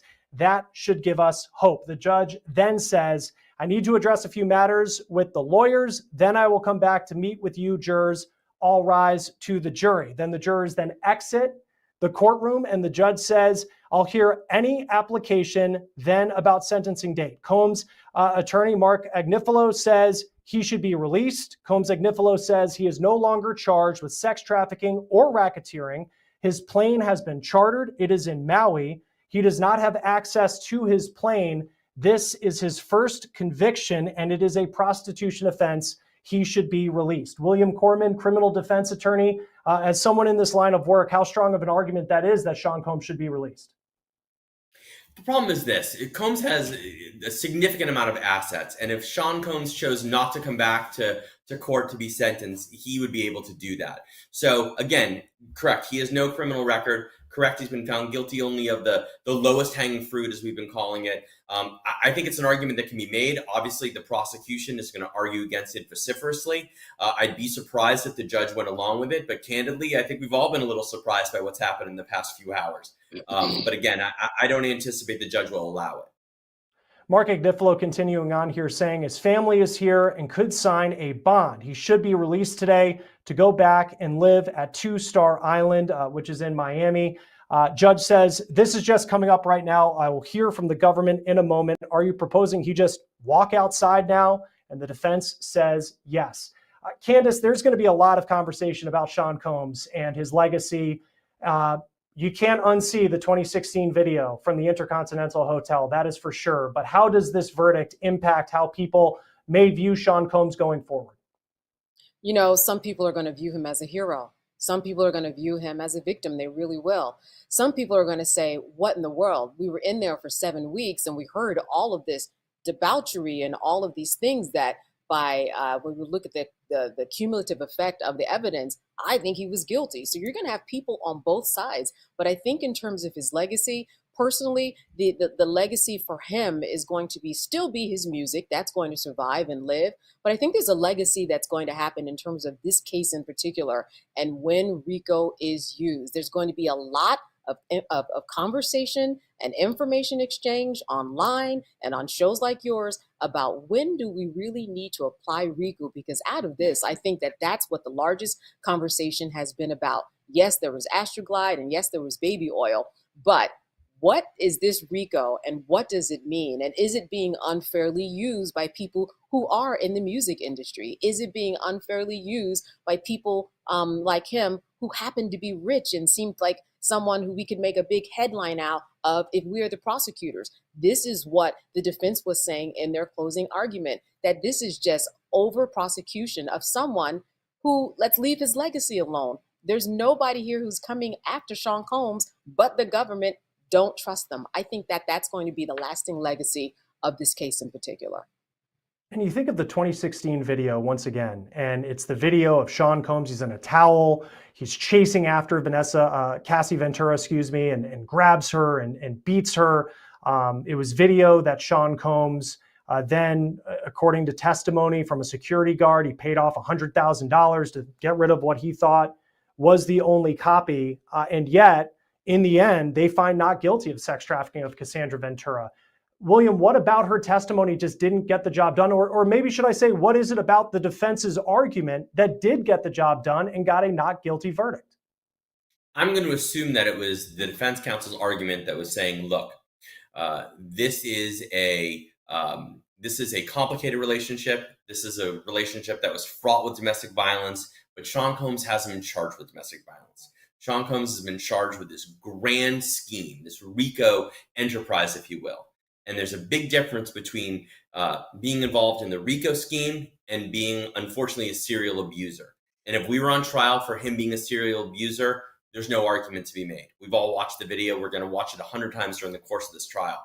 But you can't make the connection between him being a serial abuser to him running this giant criminal enterprise, including the sex trafficking. Because again, there was a huge amount of digital footprints where she was involved in it and she was willing to go along with it and she was amenable to it and she indicated that she was into it and things along those lines. And those points obviously hit home with the jury. And also not guilty on sex trafficking of the victim who went by the pseudonym Jane, who also there were text messages that the defense used to argue that these were consensual relationships. There's been a lot of talk, Candace. I want to say hello to the 55,000 people joining us right now for this coverage of the verdicts in the trial of Sean Diddy Combs. There's been a lot of talk about just how good Sean Combs' defense team was, that this was the all-star dream team cast for a defense team. What did they do that is different than the typical defense attorney that you see in a courtroom? Present witnesses, it was kind of like they did, in that they were able to jab holes into the witnesses on cross-examination. So really they had witnesses speaking on their behalf. If you look on it that way, that you are my witnesses and now I'm going to show inconsistencies. Now I'm going to show bias. Now I'm going to show that you are a money grabber in this particular one. Now I'm going to show that the government is after Sean Combs. So I think that there were a lot of opportunities and they did do a very good job. On the other hand, so did the prosecution. So I think that that's really kind of the takeaway, and that is when we look at these attorneys that were great across the board. That was one of the things that was really spectacular about this. You saw fine attorneys on both sides doing very, very good work. Of course, Sean Combs is in that position to afford an attorney, and not everybody's legal journey is going to look this way. But the defense did do a very good job. During closing, Mark Agnifilo was very interactive, comedic, really kind of brought light to the fact that, you know what, maybe this is, not as big as you think. So we got Astroglide off the streets, right? That's what he said.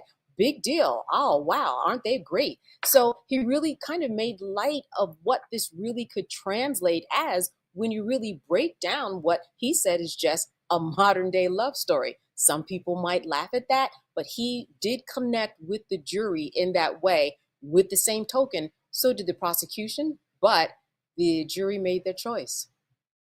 Another update from court, the judge asking the defense, are you proposing $1 million bond? Mark Agnifilo says, Diddy's defense attorney, yes, and travel to Florida, New York, and Los Angeles.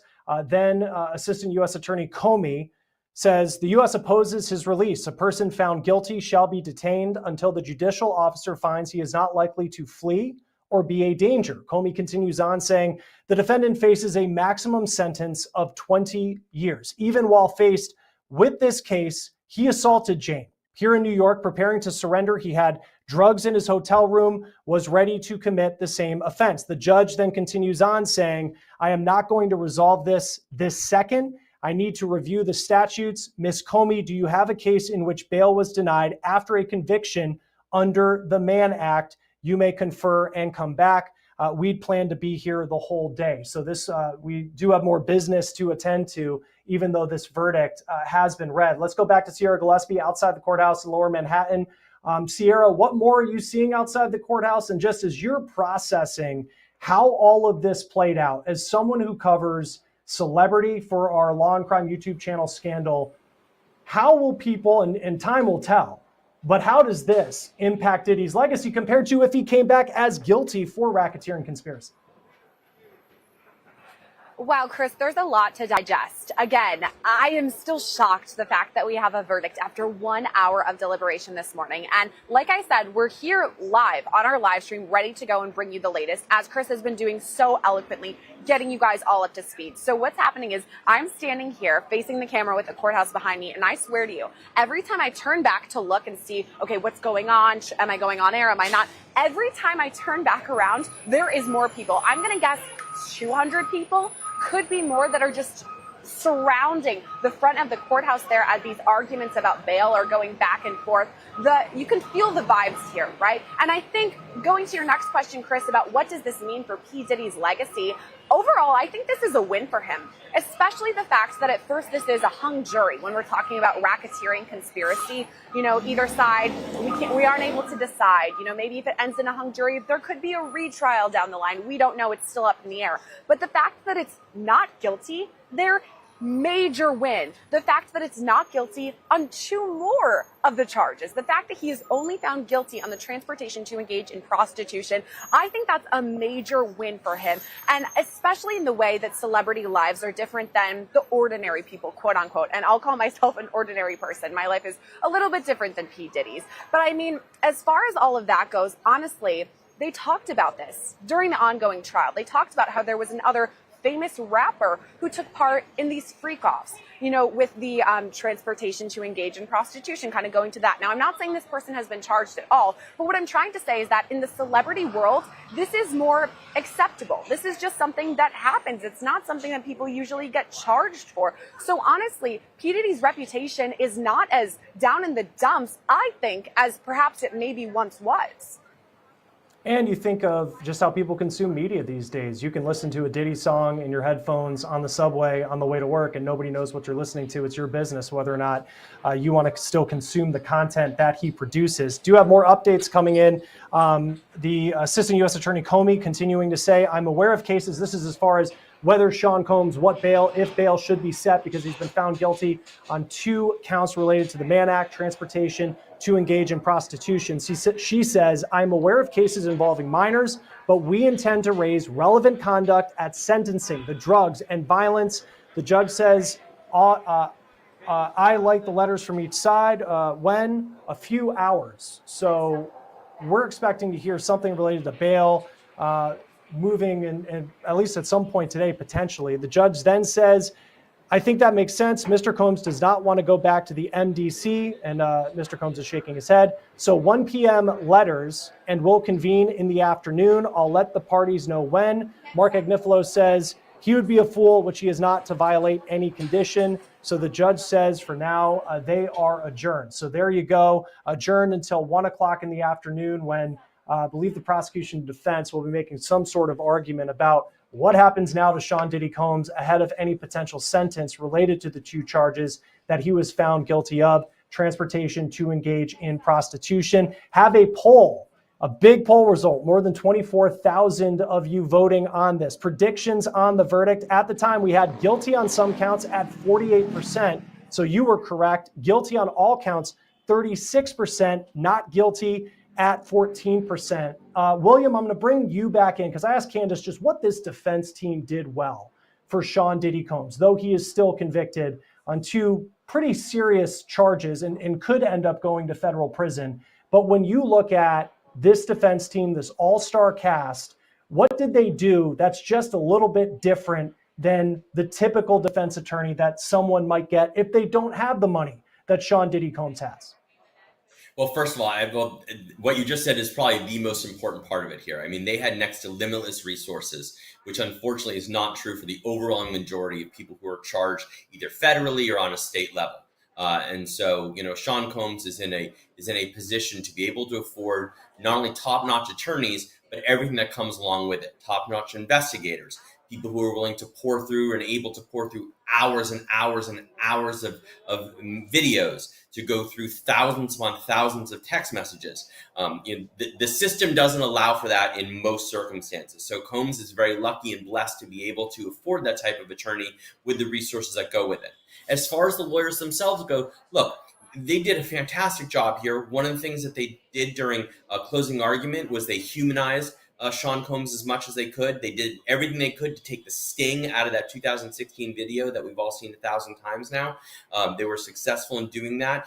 And in their cross-examination of the government's witnesses, they were able to sort of put on a shadow case. They called no witnesses, but instead they used the government's own witnesses against the government. And that's the key to cross-examination, is when you have these witnesses who are testifying against your client, if you're able to spin it in such a way that they become your witnesses or testify favorably for your client, that's exactly what you want them to do, and that's what they did here. They certainly did that with Cassie Ventura, they did it with Jane, they did it with Mia, and those were obviously the 3 most important witnesses that the government had, and yet they were able to turn that testimony around and use it to their own advantage. It was brilliant.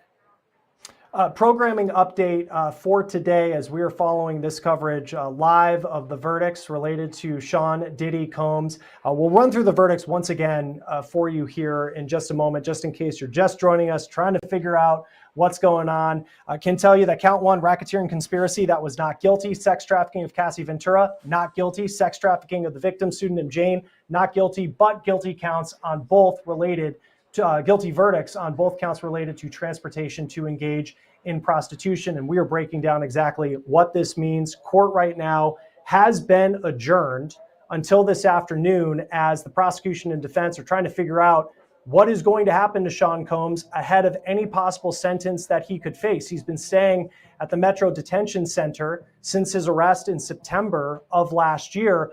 The defense is arguing $1 million bond, let Sean Combs go home. But then the prosecution saying, hey, he was still convicted. He needs to stay in custody ahead of whatever possible sentence, which there could be a sentence that puts Sean Combs in federal prison. So that part of the story is not done just yet, but we're expecting to learn a little more about what could happen ahead of sentencing this afternoon. Another update just coming in here after the judge left the courtroom. From the gallery, there was a loud clapping and cheering as Sean Combs is led back into the holding cell. Candace, I think of yesterday when the partial verdict came back. We put up that sketch, and it was for the first time, at least that I saw in a sketch, that Sean Combs looked concerned. To think of less than 24 hours later, it is this situation that he's in. I keep asking for your reaction because it's just incredible to think when you look back on this case that was a strong one, that many people believed, a strong one by the prosecution. One question I have is why not call more witnesses? He's facing all these civil lawsuits for people saying that he did a lot of the things that Cassie Ventura and Jane accused him of. Why were there not more victims, that could have potentially bolstered the prosecution's case more? Well, listen, we are going to find more about Gina. I think that is one of the instances where people have a lot of questions. For people who know her story, she had a lot to say. We didn't hear from her. We didn't hear from Christina Coram. We didn't hear from security guards, as I've talked about. He's got a lot of civil lawsuits where some of this information might come out and play out. Why not do it? Just did not work strategically. Why didn't we hear from more prostitutes? I think that fact is that we know that when it comes to the Mann Act, that was the low-hanging fruit and that was proven. But when we look at other witnesses, we have to go on a case-by-case basis. What were their stories? What were the options in terms of, if I'm a prosecuting attorney, do I need to take a chance and have them on that stand? Or have I made my points? And I think that each side did their due diligence to bring the witnesses before the jury make their case. As the defense did, they said, hey, I'm going to punch holes in these particular witnesses that you're bringing prosecution. And apparently it worked. But I think that one thing that people have to remember is this.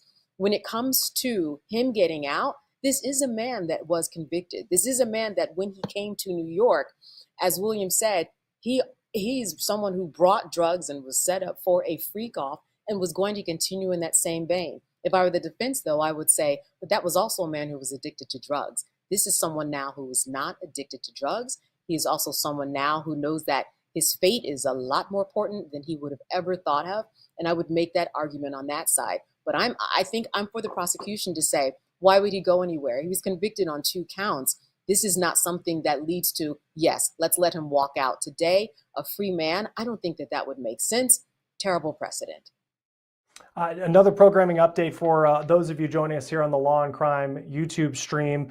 Jesse Weber, who has been one of the leading voices in analyzing this case, going back to when Sean Combs was indicted, as all of you know here on Law and Crime. He's going to come on the stream, take over for me at 11:30 this morning Eastern time. So if you have post-verdict questions, be sure to drop them in the chat. We'll get those for Jesse as well as Elizabeth.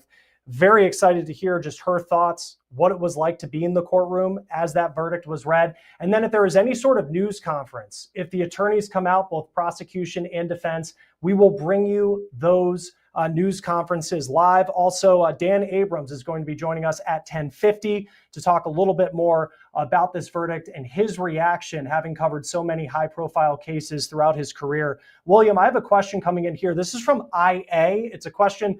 Candace, I'll ask you this question as well. William, I'll start with you. Does this mean that the prosecution didn't pick its witnesses well? It seems they didn't take testimonies and sentenced him based on receipts for prostitution, no?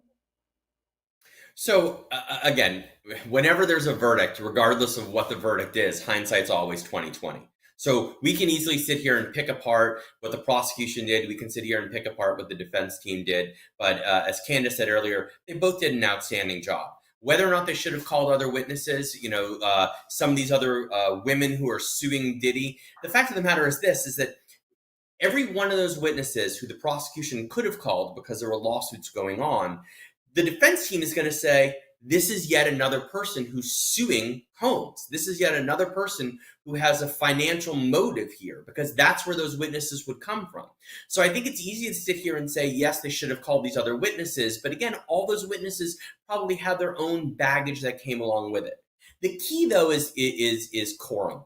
I am surprised that we didn't hear from KK. Again, we don't know what her situation was in terms of immunity. I don't know if it would have tipped the scales, but if there was one witness who, as I sit here, obviously not being part of the trial, that I probably would have wanted to hear from, it was her. I think she could have helped the government, again, if she was willing to testify on their behalf.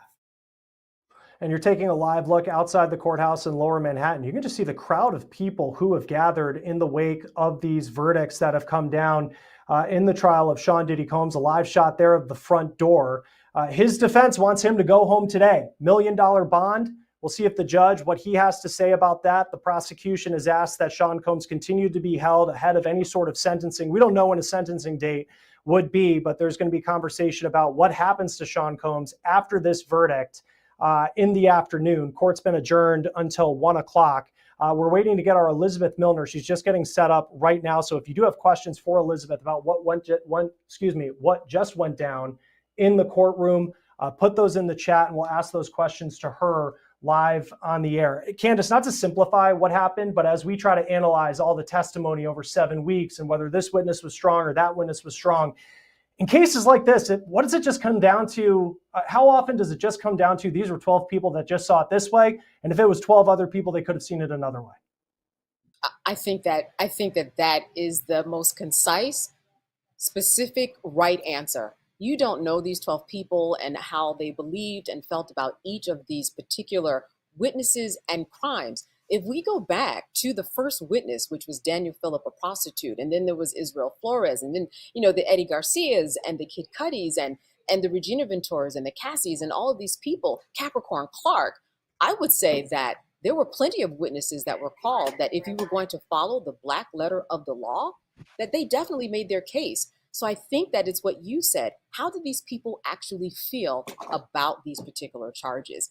Was it hard for them? Did they have to kind of, just a bad smell going down like, I do not want to go there. I do not like the feel of this. And I think what you're saying is exactly right. It was just something that they could not really kind of find a meeting of the minds with their own kind of moral compass. And I think that we're definitely going to be hearing from these jurors very soon. Well, I mean, we definitely are, because people are after them. There are people in those lines that I've met from stations all over. Then that's what you do. You look at the jurors, you memorize their faces, and you follow them outside of court, and hopefully you get one. So we will hear from them very soon. But I think that it's going to be a case of that.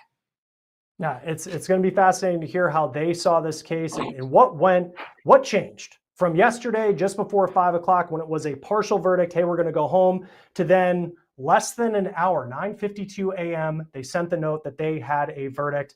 Sean Combs guilty for transporting prostitutes, the Mann Act, guilty on those 2 counts, but that's it, not guilty on the rest. Candace Kelly, you have been outstanding to be with us throughout the morning here, especially hopping on with the breaking news of this verdict. Thank you so much for being with us. We really appreciate it. And now let's bring in Elizabeth Milner. She is live outside the courthouse in Lower Manhattan. Elizabeth, I will hand you the ball. What was it like to be in the courtroom? Take us inside the moment. Oh yeah, well, let me tell you something, Chris. The moment was it was the moment that everyone's been waiting for. And I literally had to go count by count by count, just writing out, what was it going to be? And so obviously count 1 being not guilty, count 2 being not guilty, count 4 being not guilty. The only guilties were for count 3 and count 5, that being transportation to engage in prostitution, i.e. the Mann Act. And so I will say this, Chris, that whenever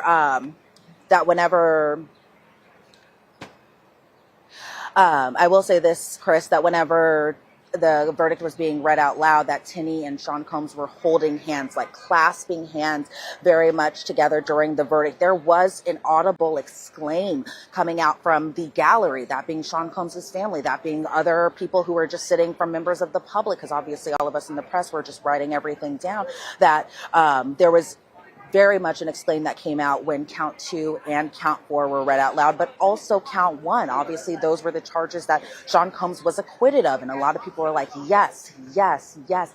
I saw him turn around in his seat at the defense table to tell his family he's coming home. His family they were crying tears of happiness, obviously. I remember I was speaking to Charlucci, one of Diddy's childhood friends, somebody who's been inside that courtroom every single day of trial, but also he was one to be attending some of those pre-trial hearings. He's been adamant that his really good friend is innocent. He's been adamant about this. He was the one also coming in with the free puff shirts. I asked him what were his thoughts after this verdict was read out loud, and he said, God is good. So obviously from the defense's side, the lawyers all hugging, they were shaking, they were crying.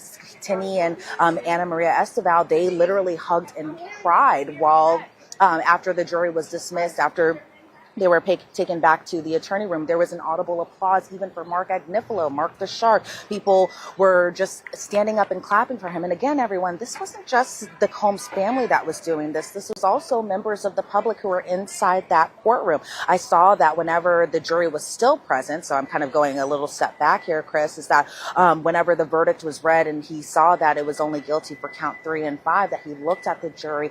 And I think, if I'm remembering this correctly, because everything just kind of felt like a blur, but I think I'm remembering this correctly, I saw him mouth thank you to the jurors, or at least bare minimum do this to them. I saw that Justin's girlfriend was crying. Shapiro was nodding over at Sean Combs. Sean Combs again told his family that he was coming home. And I did make it a note right here, Chris, I just got to it, that obviously Sean Combs was thanking the jury, looked at the jury whenever they were leaving for the day. So obviously from the defense's side, obviously those for people who were very much Team Combs were just very, very pleased with the verdict, to the point where Mark Agnifilo made a pretty strong and compelling bail application argument too. Obviously, we don't know if Sean Combs is going to be released today, possibly pending sentencing for the counts that he was found guilty on, but we'll see once those letters come in later this afternoon and we hear arguments from both sides. With the family, I will tell you, Chris, they're very happy, even with 2 of the counts being coming back as guilty.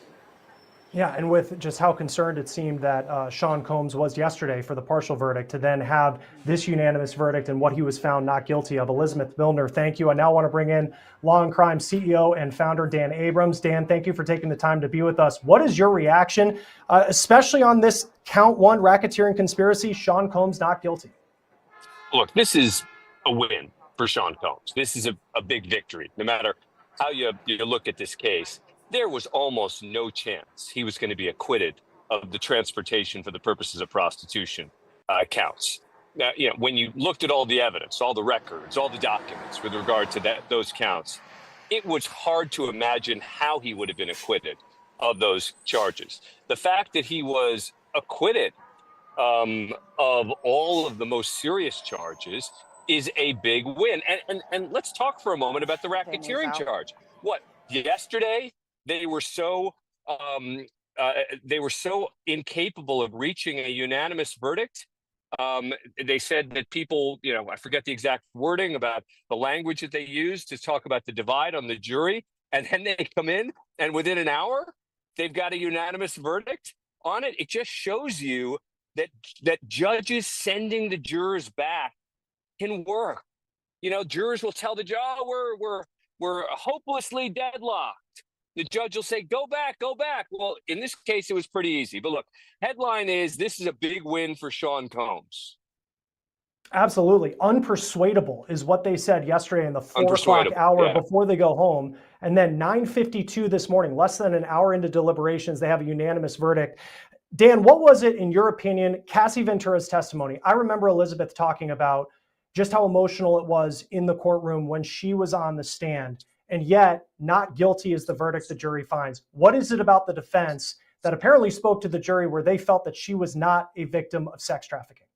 Right. I mean, look, you needed coercion and force, right? And I think that there was enough consensual activity, consensual relationships between Jane and Cassie, such that the jurors didn't feel that there was proof beyond a reasonable doubt that this was sex trafficking, even though you only needed a single instance, right? As the judge told the jurors and the prosecutors told the jurors, if they were convinced of just one, even if the rest of them were consensual, that would have been enough.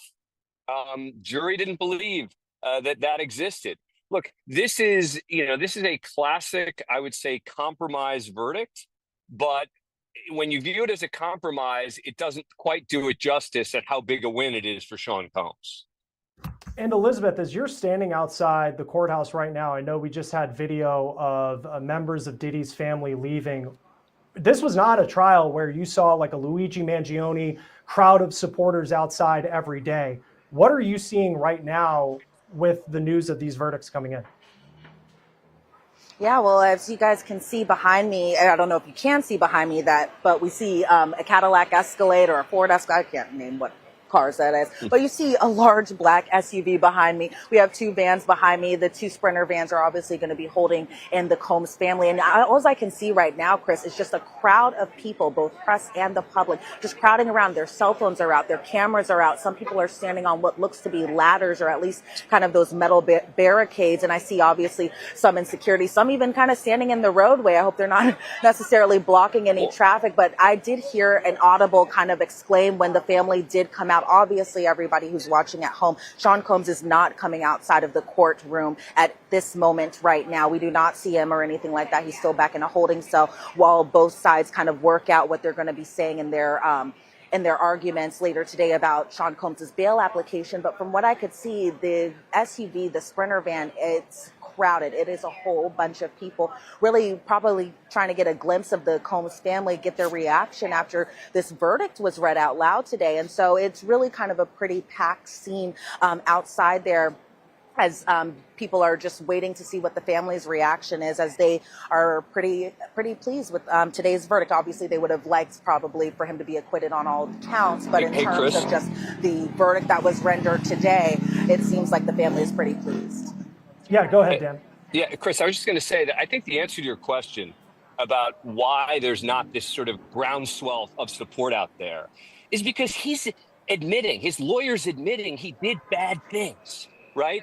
This isn't one of these cases. This isn't one of these cases where it's a question of did he do it or didn't he do it? We know he did it. We know he did really bad things here. The question is, did those really bad things fall into the legal definition of sex trafficking or racketeering? And the jury believes the answer is no. But that doesn't mean that he's going to get the kind of groundswell of support that someone who people believe is literally innocent, falsely accused, might get in a different kind of case. And you've even seen it, Dan, I know you covered the OJ trial. I mean, OJ Simpson found not guilty, but no one up until his death had, for the most part, pretty glowing things to say about OJ Simpson in hindsight of how that played out, even though there was a not guilty verdict. I'm just thinking of OJ. I think of Johnny Cochran, one of the great defenses of all time. As you've covered a lot of high profile cases, where does the defense that Sean Combs got in this case rank? Well, look, it was a very good defense, but they also had good legal arguments to make. I mean, they had the fact that Cassie and Jane were in these long-term relationships with him. They had the text messages, which were very positive and at times glowing and loving, which I think helped him a lot. You had the fact that racketeering is a complicated case where you need more than one person, you need more than one crime, et cetera. So it's not really quite apples to apples, right? In a murder case as you had here. And then just lastly, Yeah, go ahead. I'll let you go. I'll let you go. Law&Crime founder and CEO Dan Abrams. Always good to have you on. Thanks for taking the time to be with us. Great to be here. Elizabeth, great job, guys. Appreciate it. We appreciate that. Elizabeth, great coverage in the courtroom too. Love it. Absolutely. Elizabeth, I will go to you right now. Let's break down these arguments here, because you have Diddy's defense is saying that he should go home today, that, this is not guilty on the majority of the counts, the most serious counts. He should walk out of here. The prosecution is not saying that. As you take a live look at the media that is outside of the courthouse in Lower Manhattan. What can we expect today when it comes to the arguments for what happens next to Sean Combs? Well, what we can expect is that the defense is going to really be adamant about letting Sean Combs out today. He has a lot of money to post what they have been proposed as a $1 million bail, have some of his family members be able to kind of co-sign off that, and for him to just walk out of that courthouse today. I have to kind of really emphasize that today. He did not want to go back to MDC. Whenever the judge was like, I am sure that Sean Combs doesn't want to go back to MDC, he was shaking his head at the defense table. A lot of people were kind of chuckling in the gallery today. But as far as just like the arguments that the defense initially made, Mark Agnifilo making these arguments as his voice was shaking a little bit, probably because he was pretty happy with the verdict. He stood up and he was like, he should be released on conditions. He should be able to return to Two-Star Island in Florida. And Mark Agnifilo saying that we still have his passport, that being Tinny Garagos and Mark Agnifilo. But if he is released on bail conditions, that they should be able to return that passport over to pretrial services. They really were talking about how Sean Combs has been acquitted on sex trafficking, on RICO conspiracy. They even pointed out that his plane is currently in Maui, Hawaii, and that he doesn't have access to his plane. And so Mark Agnifilo says his family can sign onto the bond. Again, they were proposing $1 million. He should be released today. And their proposal was that Sean Combs could walk out of the courtroom and that his travel be limited to Florida, Los Angeles, and New York City. Whereas the government opposed that application. Maureen Comey making these arguments on behalf of the prosecution. The government was saying that Mark Agnifilo was really kind of downplaying Sean Combs' conviction, because everyone just remember, he is still convicted on 2 counts. That, again, we have to kind of emphasize, being transportation to engage in prostitution, also known as the Mann Act. The government also pointing out there's been extensive testimony regarding drugs throughout this trial. They also point back to the day of his arrest, or the evening of his arrest, when he was caught at the hotel with drugs inside his hotel room, red lighting equipment, something that they say kind of alludes to that there might have been a hotel night or a freak off occurring at the time that he was arrested. The prosecution also pointing out that his conviction suggests that he should be detained and that the defendant should be detained until sentencing. And so the judge asked, do you have any kind of case law about someone being held on a Mann Act charge pending sentencing? Maureen Comey says for the most part, it had to relate to children. And so she didn't have anything in relation to adults being transported over state lines. So she's going to look up that case law. Obviously, the defense is going to come back. They're going to have their arguments, probably kind of what we had heard earlier. So they're going to take a few hours to kind of work everything out. They're going to send back a letter or an email, and then we'll all kind of reconvene early this afternoon to discuss what's going to be happening next. But no, Sean Combs did not walk out of that courtroom, everyone. He is still being held inside the courthouse right behind me. It seems like, from what I could tell, his family kind of probably maybe went to go celebrate or something like that, maybe go get a bite to eat, probably really take in that it's possible their father might be coming home today. But again, it's possible. Nothing set in stone just yet. And we just have a statement coming in from the lawyer for Cassandra Ventura.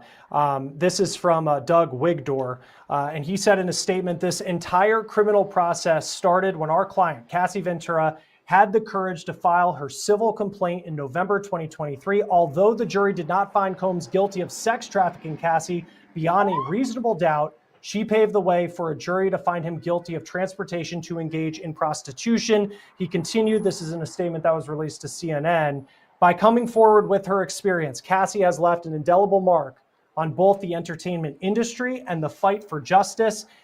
Exemplary courage throughout this trial, and brought attention to the realities of powerful men in our orbit and the misconduct that has persisted for decades without repercussion. I remember, Elizabeth, you talking about how emotional it was in the courtroom during Cassie Ventura's testimony.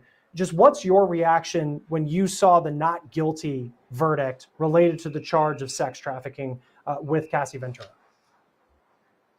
I was a little surprised. I'm not going to lie to you, Chris. I was a little surprised, especially to count 2, not necessarily surprised on count 4, but I think probably and likely a question that went through those jurors' minds is probably the relationship and how long the relationship lasted. I will say that and I said this to Jesse yesterday too, that the jurors were really paying close attention to both sides' closing argument, especially Mark Agnifalo's closing argument, where I kind of think that they really listened to what he had said in terms of just, by the government's definition, by the federal law's definition of sex trafficking, it only has to be one instance. And so when Mark Agnifalo is getting up there in his closing argument and saying, okay, well, they did 75 different freak-offs, and then it's just that one instance that makes it number 76, and then that all of a sudden becomes sex trafficking, maybe the jury really kind of listened to that and really kind of took note of that. And maybe they kind of were like, okay, well, when the breakup happened, was it because of these freak-offs? Was it because of these, hotel nights or whatever? Again, hotel nights is something Jane calls it. Cassie called them freak-offs. But whether or not that was the reason that the relationship ended, because according to the testimony, it seemed like the relationship ended because of possible jealousy, because of another woman, and it didn't seem like their relationship ended necessarily because of the freak-offs. But also remember, Chris, that yesterday the jury asked some very pointed questions about different instances involving Cassie, either at the Intercontinental Hotel, over at Cannes Film Festival, her interactions with Daniel Phillip. And so I was thinking, okay, maybe it's possible they were going to come back with guilty on sex trafficking, but it obviously didn't go that way today. And so I think as far as just their verdict, I do respect their verdict. These jurors were listening to the exact same testimony I was listening to. Obviously, they saw some exhibits that we weren't keen on seeing or anything like that. But I think maybe consent was really a topic of discussion as far as, she kept on the relationship. Yes, while it was on and off for an 11-year period, but she kept on the relationship even after these instances of violence, even after doing these freak-offs that she says she didn't want to be doing. And so maybe they were like, okay, well, maybe at the end of the day, their huge kind of takeaway was possibly consent being kind of at the heart of the issue. Yeah, we'll hear what the jury has to say when they begin to speak to members of the media. I want to bring in the other members of our panel. Mina Sewat Lona, SiriusXM host, also joining us live now, as well as William Corman, who is a criminal defense attorney. Thank you both for being with us, and Elizabeth Milner also standing by outside the courthouse in Lower Manhattan. William, just from a standpoint, and as people are joining us right now, kind of digesting everything, so I am asking a few questions that we've touched on just in the last 20 minutes or so.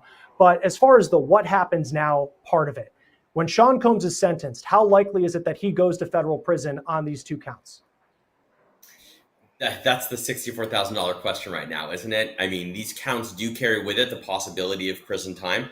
It wouldn't be unheard of for someone to go to prison on these types of charges. However, he has no criminal record. He has no criminal past that he's been convicted of.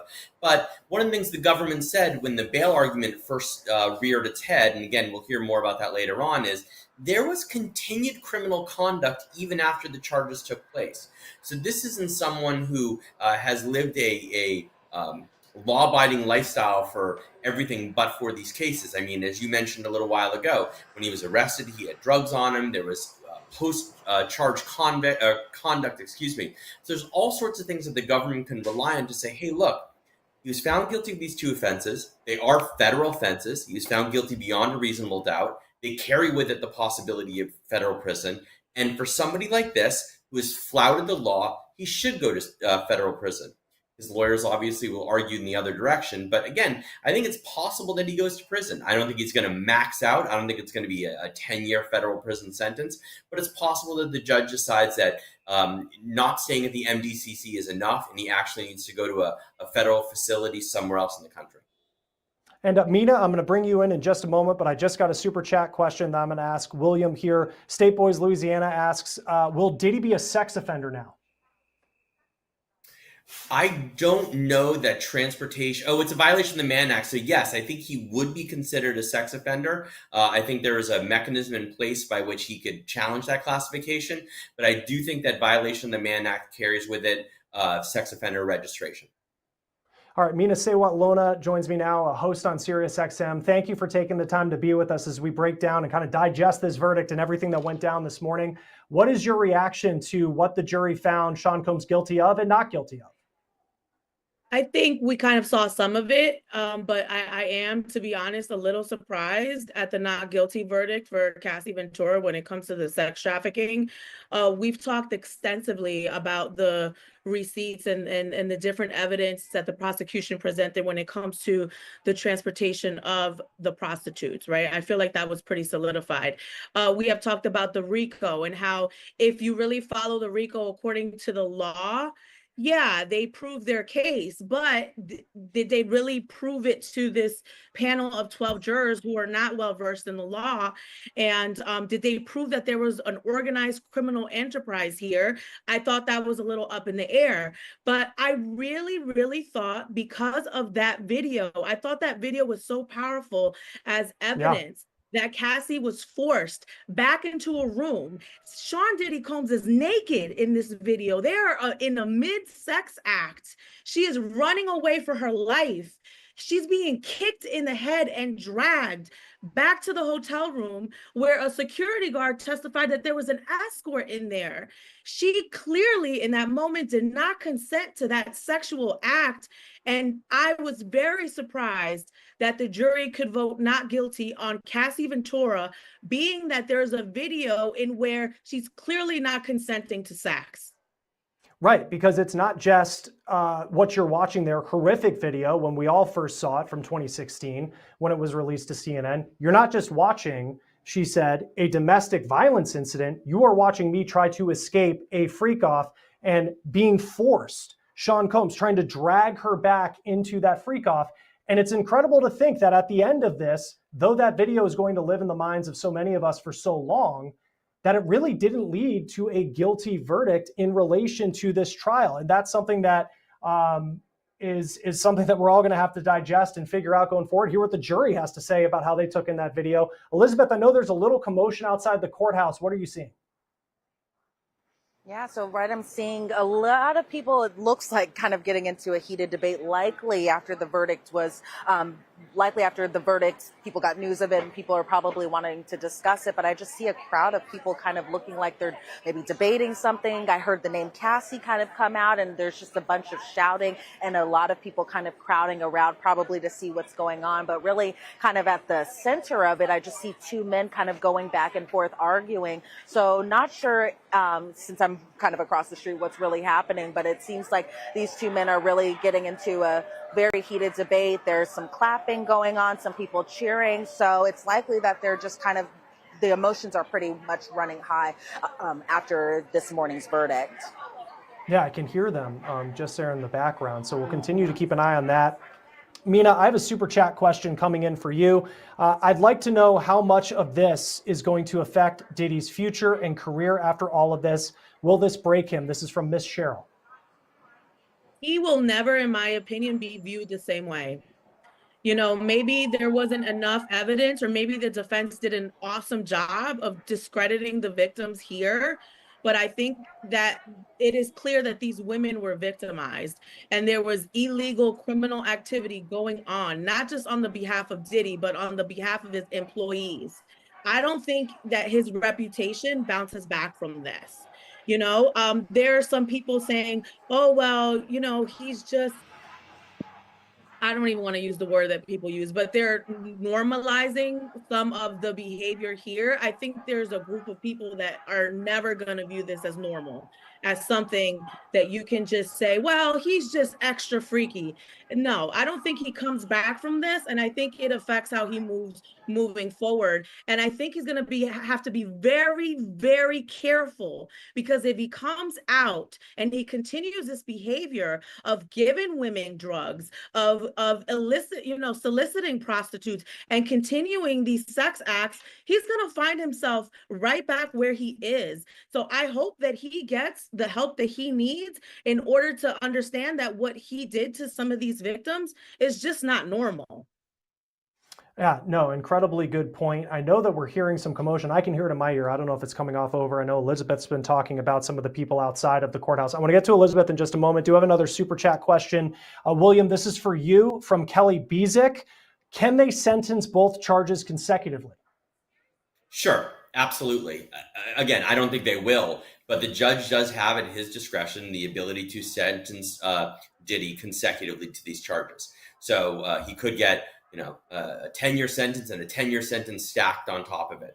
And that's not likely to happen, but there is a possibility that he could get, for example, on charge number one, let's say a 24-month sentence, and on charge number two, maybe 10 years of probation, so that he is under the supervision of the probation department for a while. He probably would have to take drug tests. He probably would have to abide by the terms and conditions of that probation. And if he were to violate it, then there could be a probation surrender hearing that could land him back in federal custody. That's how that could happen. But to get the sentences as far as incarceration stacked one on top of the other, that's highly unlikely.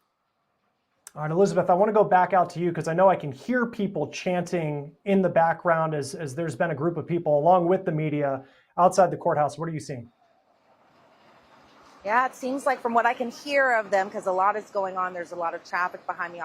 Obviously, there's a lot of people, and obviously I have my earpiece in right now too, so a lot is going on. But what I did hear is people chanting, "Let him go, let him go." I'm assuming that means let Sean Combs go, but obviously I'm not over there. So, but given the events of today, it's likely that that's what they're saying. But it seems like a lot of people are still kind of crowding around. It seems like a black SUV just pulled up, and maybe possibly somebody's inside that, because everybody is swarming over near that vehicle right now. And so I can't tell who is about to come out. It seems like whoever it is might be going inside the courthouse, but can't tell because of the swarm of people. But it's definitely a rowdy crowd, especially after today's verdict. No, absolutely. Mina, I'm going to give you the final word. What we're doing here at the bottom of the hour, we're going to take just in a couple minutes from now a break, but then at 11:30 live here on YouTube, Jesse Weber will be taking over for me, and he is going to be breaking down everything post-verdict. So get your questions in the chat. I know Elizabeth is going to be part of that conversation as well. But Mina, for you, and I know we were talking about kind of what is the future for Sean Combs after all of this. There's obviously the civil lawsuits that he is going to have to face. But as we see people outside the courthouse chanting, "Let him go," theoretically believing that they're going to see Sean Combs walk out of the courthouse today, whether or not that happens, what are the conversations like surrounding Sean Combs moving forward, considering just from professionally speaking, his body of work goes back for so long. People are such fans of who he is, but then also, how can you unsee the video from 2016, even with this verdict? I think his reputation is definitely damaged, and he might not do a ton of jail time from the 2 counts that he did get found guilty on. But I think you don't come back from this, right? It's unfortunate that the jury did find him not guilty in some of these counts, but there's also the court of public opinion.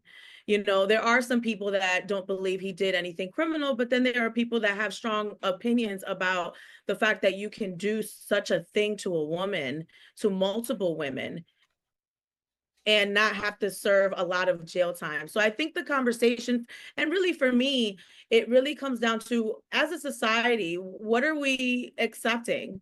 What are we saying is okay and not okay? And to me, it's really sad that you have video evidence of a woman not consenting to sex, and that the jury doesn't see that as a problem. So those are the conversations. But I think that Cassie was extremely brave for coming forward. Her lawyer did release a statement with her story. And I think that this sends the caution to other people who might be engaging in similar behavior. You need to be careful. Yeah, and we are just beginning our coverage today as we're just beginning to digest everything that went down in the courtroom this morning related to the verdicts for Sean Diddy Combs. I want to thank all 3 of you for being with me. William Corman, criminal defense attorney, who was with me from the very beginning this morning, sticking on great legal analysis. Mina Sewat-Lona from SiriusXM, thank you for being with us. And of course, Elizabeth Milner, I know you're going to be on the live stream with Jesse Weber, which will be starting here just at the bottom of the hour. So get your questions into the chat here on YouTube. We appreciate all of you. Thank you for joining us here on Law and Crime. We'll be right back.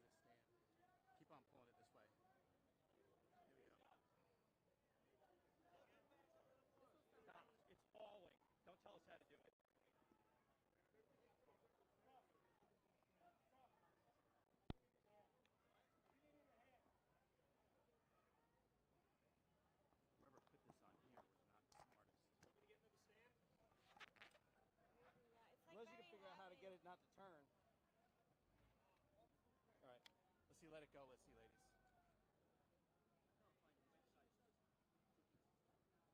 I really turned this a couple extra. I would not recommend taking anything off of it. Yeah. Of course. Law&Crime. Do you have another one possibly? Okay. Should be starting any minute. I don't know who Law&Crime is, but they had it on the freaking On the clip itself. on the clip. Oh, So it's that's like why yeah. So it was turning the clip. I was turning the clip. Yeah. No, Sorry, I was trying to figure out how to do it. people were over here switching it. This thing doesn't weigh enough to turn the clip. Oh, like he wants to have this. I did it. I turned it a few more times. It should be fine. Okay, no big. I'm cool.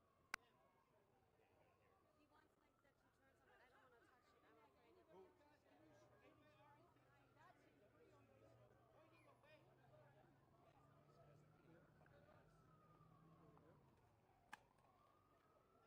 afraid of Who? I think we're getting on the stand too, so hold on.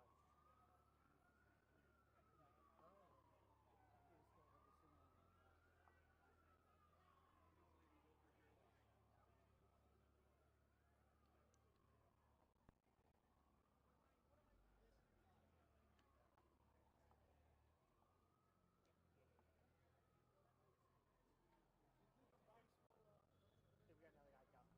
You wanna? I had it in the way because I don't know how. I just saw him. Yeah. Two doesn't fall over. So Yeah. Two hit the ground. Put this here. Hold on, let's get. So here's. I got a knuckle right here. We can maybe. Maybe we can just like hook Blade it this in there.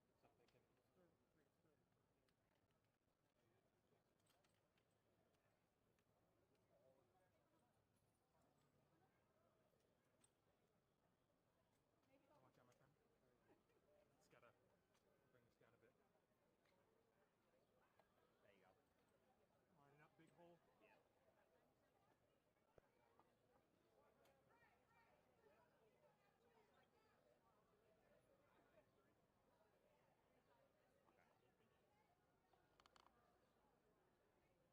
All right, that's not gonna go anywhere. Thank you, man. Appreciate it. No problem.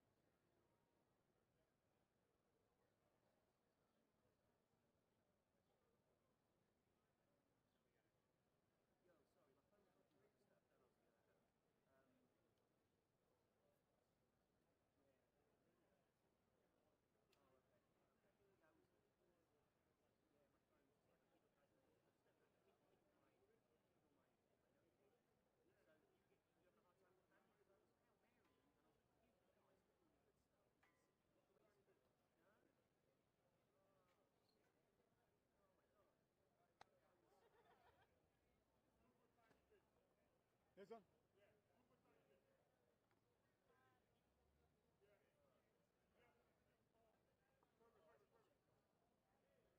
check, one, check, check, 1, 2, check, 1, 2, check. Oh, shit. Anyone want a mic check? Check, 1, 2, check.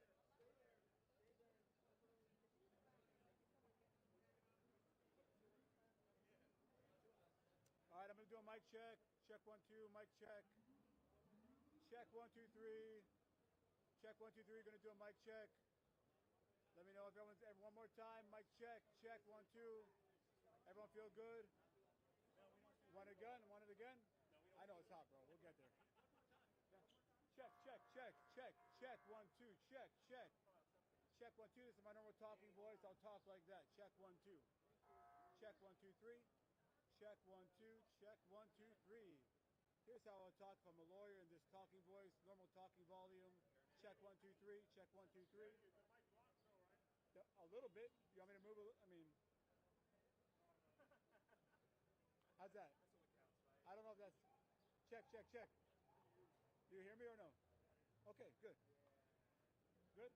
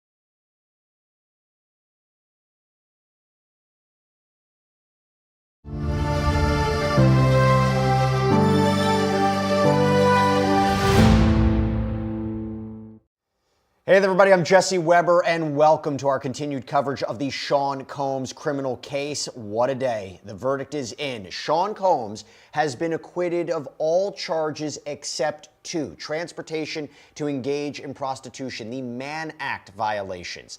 This is a massive massive win for Sean Combs. There's no other way to say it. When he was facing racketeering conspiracy and up to life in prison, and now, oh, by the way, sex trafficking, a minimum of 15 years in prison, acquitted of those charges, both with respect to Cassie Ventura Fine and Jane, and now has been convicted of transportation to engage in prostitution. Yes, they are federal crimes. Yes, the prosecution may be even advocating for 20 years in prison. Each one has a maximum of 10 years in prison. They want it to run one after the other.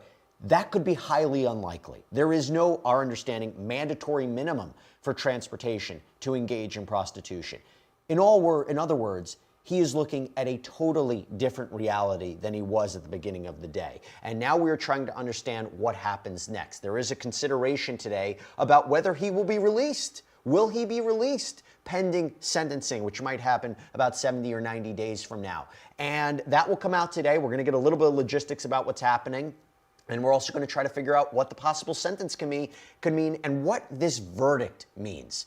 You have to imagine this is a loss for the prosecution. This is a loss for the Southern District of New York, who compiled a case about him.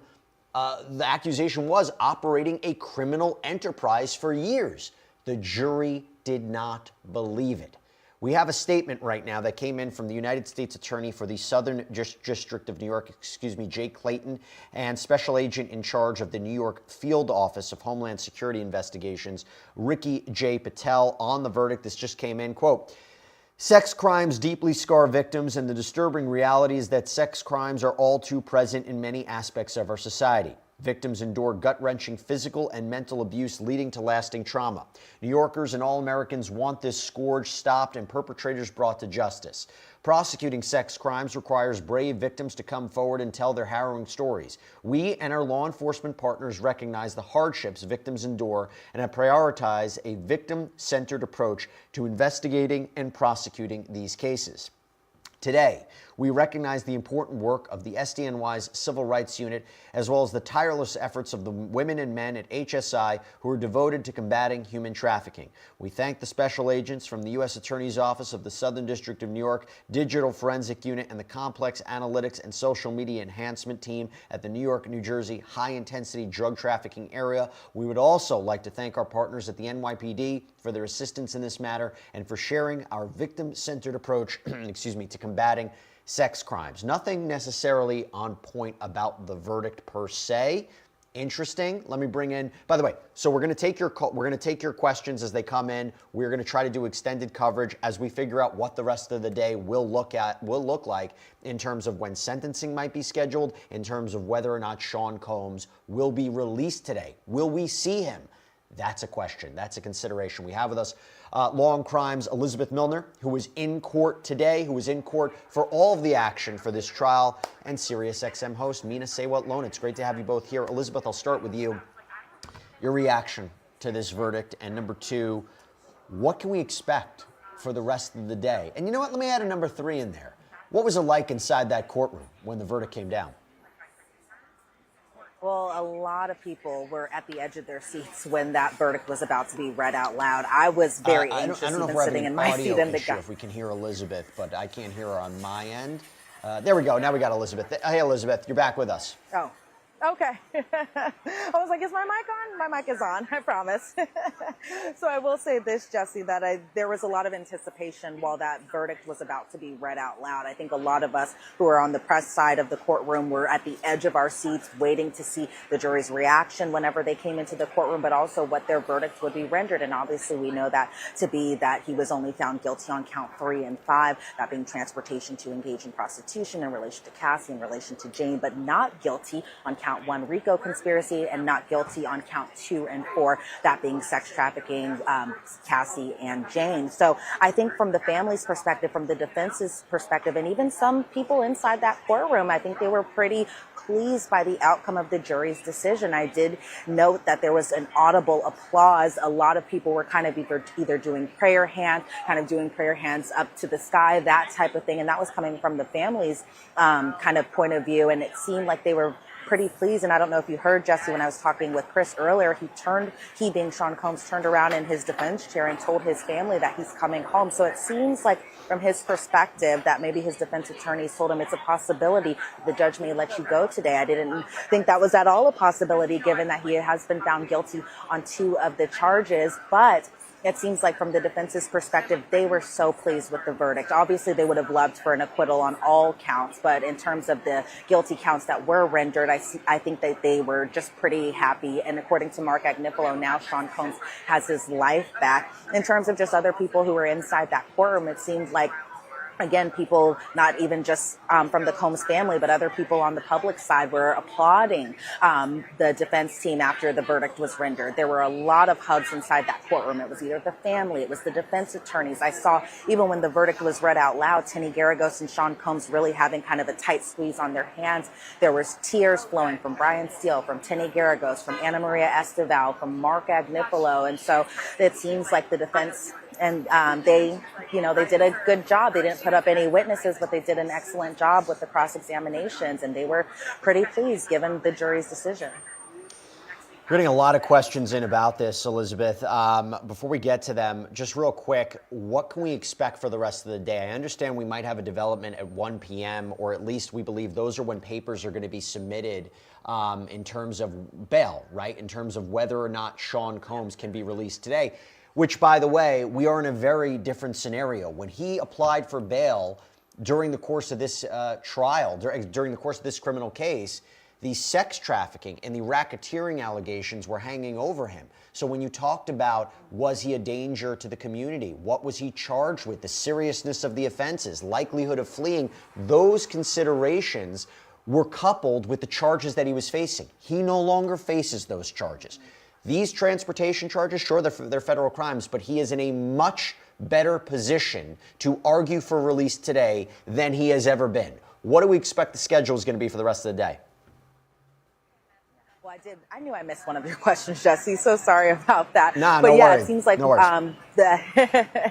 So it seems like both parties are working right now to kind of draft up an email or a letter to the judge as far as their arguments as to why Sean Combs should or should not be released on some type of bail condition pending his sentencing. Now, Mark Agnifilo, he stood up and he says that Sean Combs should be released. He should be able to walk out of that courthouse today. Now, right now, he's not at MDC Brooklyn. From my understanding, he's still being held at kind of a holding cell up inside the courthouse. But Mark Agnifilo was pretty adamant. He wants his client to be released on some type of bail condition. He should be able to return to Two Star Island over in Florida. He should have travel limits only to Florida, Los Angeles, where he has another home, and to New York City. If there was any type of questions in regards to him being a very wealthy person and him having access to a private plane, according to Mark Agnifilo, his plane is currently over in Maui. He doesn't even have access to his plane.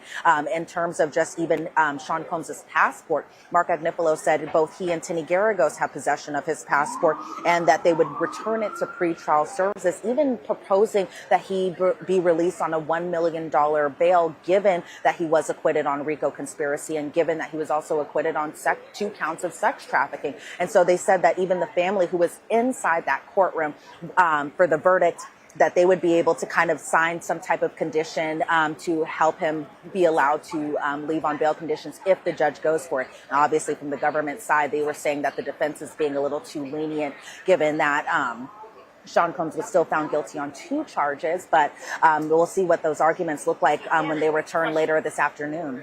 We're also talking about the reaction to this verdict. I mentioned the statement from the government. Per CNN, Cassie Ventura's lawyer, Douglas Wigdor, told CNN, following, again, the Sean Combs being acquitted of sex trafficking and racketeering, found guilty of the Mann Act transportation to engage in prostitution charges. There was a lot of mixed emotions in that courtroom. Obviously, we would have liked to have seen convictions on the RICO charges and the sex trafficking charges, but Cassie prompted this investigation by the Southern District, and now Sean Combs stands before this court as a convicted felon of 2 crimes. To be very clear, he was acquitted with respect to the sex trafficking of Cassie Ventura. He was found guilty of transportation to engage in prostitution with respect to Cassie. So Cassie and her testimony did support one of the convictions in this case. Let me bring in Mina Sewat-Lona. Mina, so good to see you. Thanks so much for joining us. We have a number of Super Chat questions that are coming in. For example, We have a super chat question from JB Dub. Thank you so much. Jesse, man, just want to say thank you for everything, man. Great job covering this. That's so kind. Thank you so much. This is an interesting one we had here from super chat. This is from JAM. Thank you so much. How does this verdict impact the civil sexual assault lawsuits that he faces? Mina, you and I both know different standard of law, right? Different burden of proof. But I do wonder if we see some sort of movement or action as a result of this verdict. I mean, there's no way to foresee that, but I would say I don't think it's going to change anything. I think that he's going to still have to fight those allegations. And they're lengthy, there's over 80. And in fact, while we were waiting on the deliberations, there was another lawsuit that came in. So I don't think this affects that.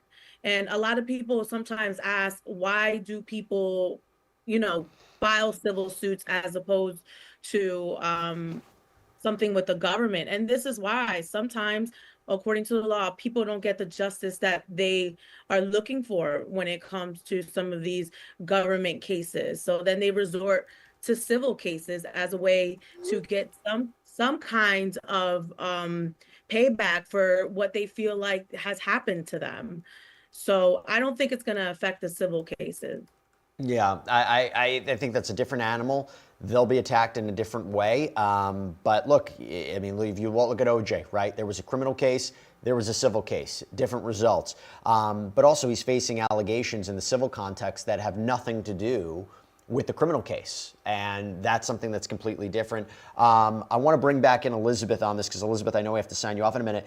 We got this super chat question from Shiri B. Thank you so much for this. Love Law&Crime. Thank you so much. Jesse and Queen Elizabeth. Did the defense ever bring up a conspiracy theory of the timing of the allegations due to Diddy's lawsuit against Diageo? There was nothing about that in the criminal case, right?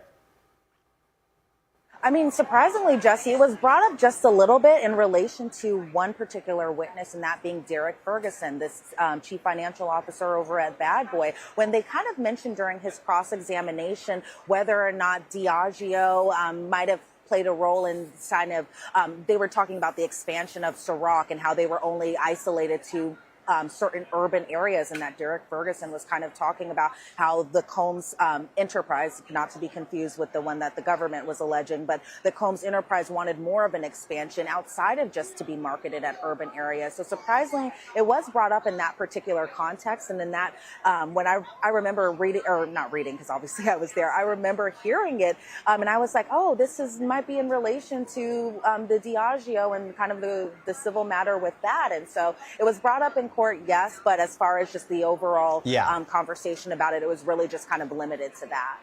Yeah, and not the timing of it. There was some insidious reason.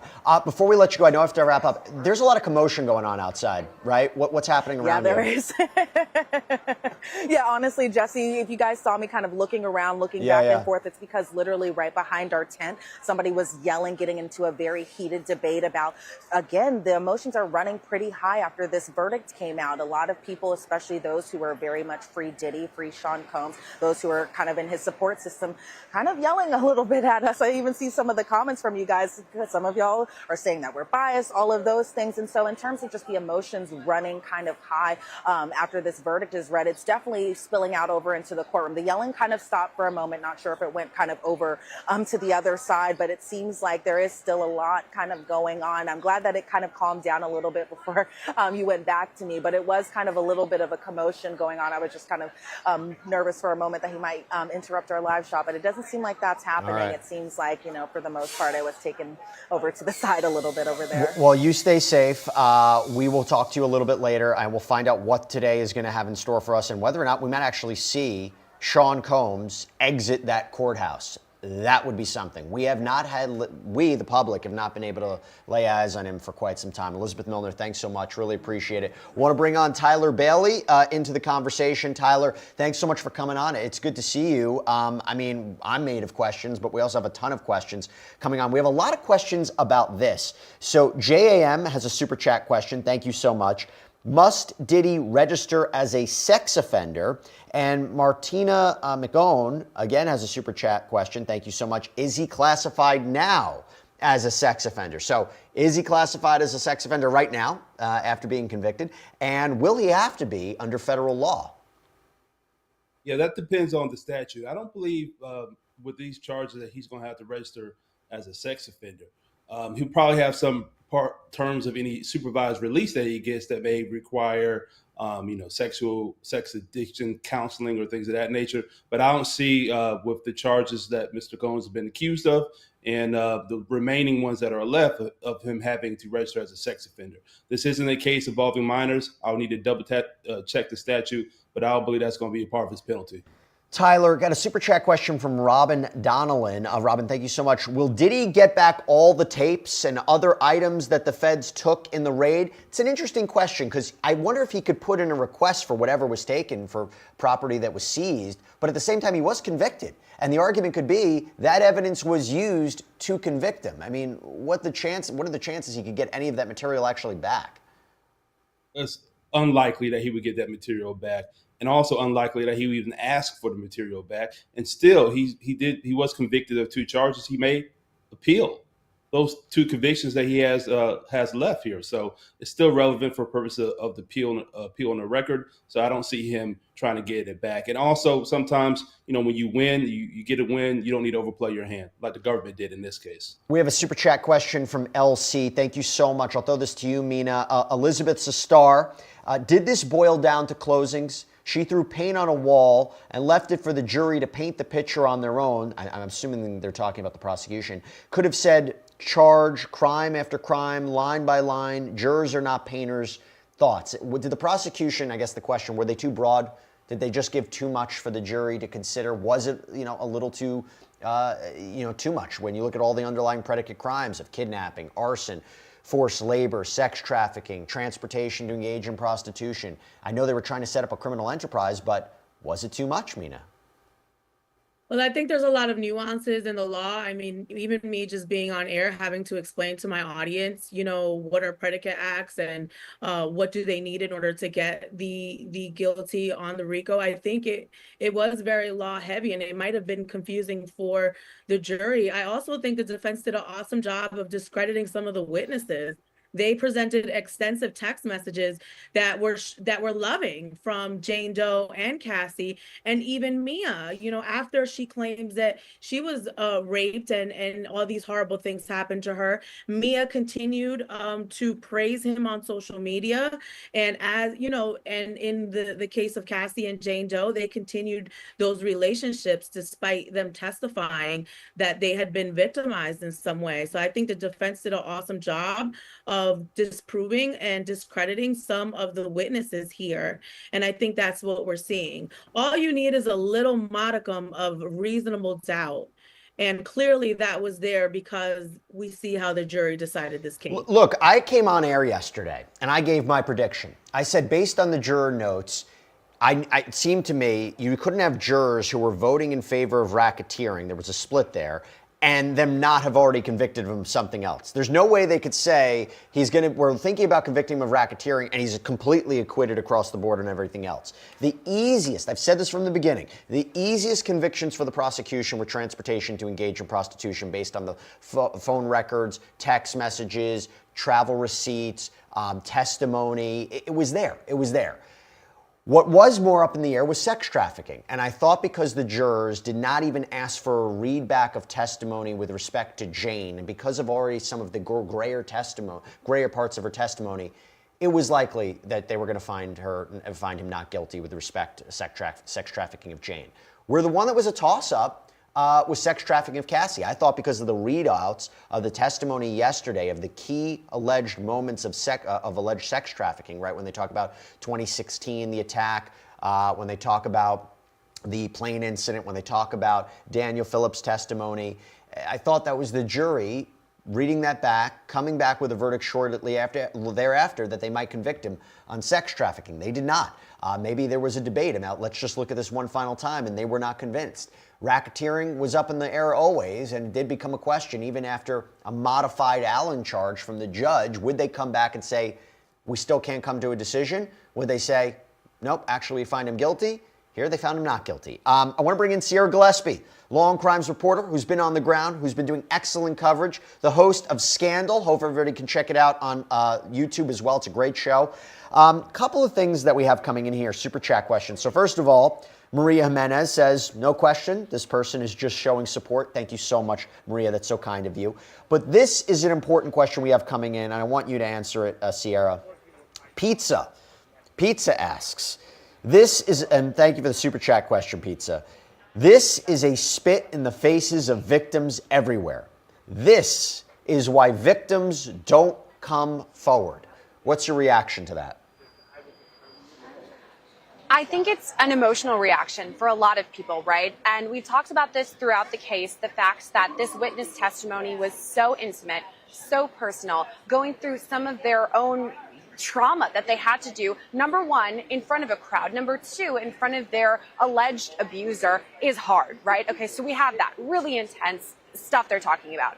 And yet, unfortunately, most of us know someone who's been affected by sexual abuse in some way, separating it from the case altogether, you know? And so I think that's really why this case has struck a chord with so many people. If we're setting aside P. Diddy and his celebrity status, which is interesting, yes, but if we focus on the sex trafficking allegations, almost everyone unfortunately knows someone who was the victim of sexual assault, if not themselves. And so, of course, it's going to be emotional to have a result like this, not guilty in regards to Jane and Cassie and the sex trafficking. Honestly, I heard what you were saying, Jesse, before you called me up, and I tend to agree with you. I thought, Jane, I could see that being not guilty, but with Cassie, that's not at all what I was expecting. And I don't know if I can say exactly what our viewer said about this being a spit-in-the-face situation, but I do think, I mean, maybe it's true. If we're believing what the government had to say in some of their statements, they were saying this could deter other victims in other cases unrelated to P. Diddy from coming forward. This is very important. A lot of cases rely or hinder on the testimony from these witnesses or alleged survivors and abusers because sometimes it takes a while to come forward. Sometimes there's no longer that DNA or it happened way back when if we're talking a civil suit. So I do think it's a statement at the very least. Sierra, what is going on around you? I understand people are quite tense. Who's around you? What are they saying? What is happening right now after the verdict? It is tense here, Jesse. It very much so is. I mean, just seconds ago, before I came on air, there were people live streaming, literally screaming at each other. So much so that I was like, okay, am I safe here? Which is what we are all evaluating all the time, making sure that we're okay and safe. Because people are legitimately screaming, yelling at each other about differing opinions. Some people are so pro-Diddy. How could you have in the past said something so bad about P. Diddy? You reported that. How could you? Other people who are literally smoking cigars and saying this is a victory because he'll at least spend some time behind bars, according to these people. And behind me, I don't know if you can see it as much now, there were so many people here, I'm going to guess around 200, it could have been growing, that the crowd was kind of falling into the streets. I went across the street and kind of wanted to see what the vibe was over there. Again, very tense. And New York police officers were there saying, get back, because this is an active street, by the way. You've seen the sirens and heard the horns, like people are driving up and down this road, and it's unsafe to be walking in the middle of the street. So just probably 5 minutes ago, an NYPD giant van with barricades came, and they were going and putting them farther across the courthouse there so that people can't spill out over into the road for their safety, and also, honestly, possibly because the crowd has gotten so wily and so rowdy, and we just don't know what's going to happen. So there is a pretty decent-sized police presence here, too. We have reporting from NBC to couple this that say men outside the courtroom screaming over their opposing views on Combs' verdict, as Sierra was saying. Apparently, there is one man who's been reported to be wearing a denim jacket, sunglasses, questioning another man in a red shirt and a bucket hat over whether Combs is going to prison. The man in the denim had yelled, he beat her. The other man said it doesn't matter. The other man says he beat her, he kicked her. The other one says, and she liked it. How about that? This is a verdict, Sierra, because essentially, let's be entirely clear. The jury was not convinced that Cassie or Jane were victims of sex trafficking, that they were not that Sean Combs did not use force, fraud, or coercion to induce them into commercial sex acts. They believe that they were transported across state lines for the purposes of prostitution. That is a very different legal conclusion than sex trafficking. And you wonder, you respect the jury's verdict, you understand the jury's verdict. I have no reason to question the jury's verdict. This seemed to be a very methodical jury, took their position, their role very seriously, but you can see how people are now going to interpret this in different ways. Oh, yeah. And that description that you just made, the man who was wearing the red bucket hat and then the denim jacket, that was literally right behind me. Where the camera is, right behind the camera is where that was happening. And it was tense. And you do see this, Jesse. I mean, it's opposing views. Some people who say that they are advocates for people who are sexual assault survivors, who are saying one thing, and other people who are saying they are advocates for P. Diddy. He's wrongly accused, saying another thing. So there's a lot happening. Yeah. Tyler, I want to go to you real quick. We got a super chat question that came in. Keon Roper, I'm so sorry. Pronunciation's not my strong suit. But thank you for the super chat question. Could Diddy have a civil suit? Could he sue the government misconduct for Breonna Bangolan's perjured testimony, overcharging with RICO? Because RICO seems like a clear overcharge. Can he sue the government now? He could sue the government. He would likely be unsuccessful in suing the government. I think the government had probable cause for the charges that they accused Mr. Combs of committing, but they were not able to prove some of those charges beyond a reasonable doubt. Generally, there could be, malicious prosecution or a false arrest or false imprisonment case when somebody is arrested without probable cause. But here, based off the evidence that we've seen over 7 weeks of trial, there was clearly enough probable cause for the arrest. But the jury felt differently, that he was not guilty of mainly the RICO charge and along with the sex trafficking charges. Okay, so here at almost noon, we are getting a report that Sean Combs' family is entering that courthouse once again. This day is not over. We are going to see whether or not Sean Combs will be released. Will we see him on the outside? Will he walk out of that federal courthouse? It's going to be up to the judge. Both sides are petitioning one way or another. The prosecution wants him locked up. The defense wants him freed. There is an advantage in the defense's camp right now after him being acquitted of racketeering and racketeering conspiracy and sex trafficking. We're going to take a break. We will continue with more live coverage here on Law and Crime.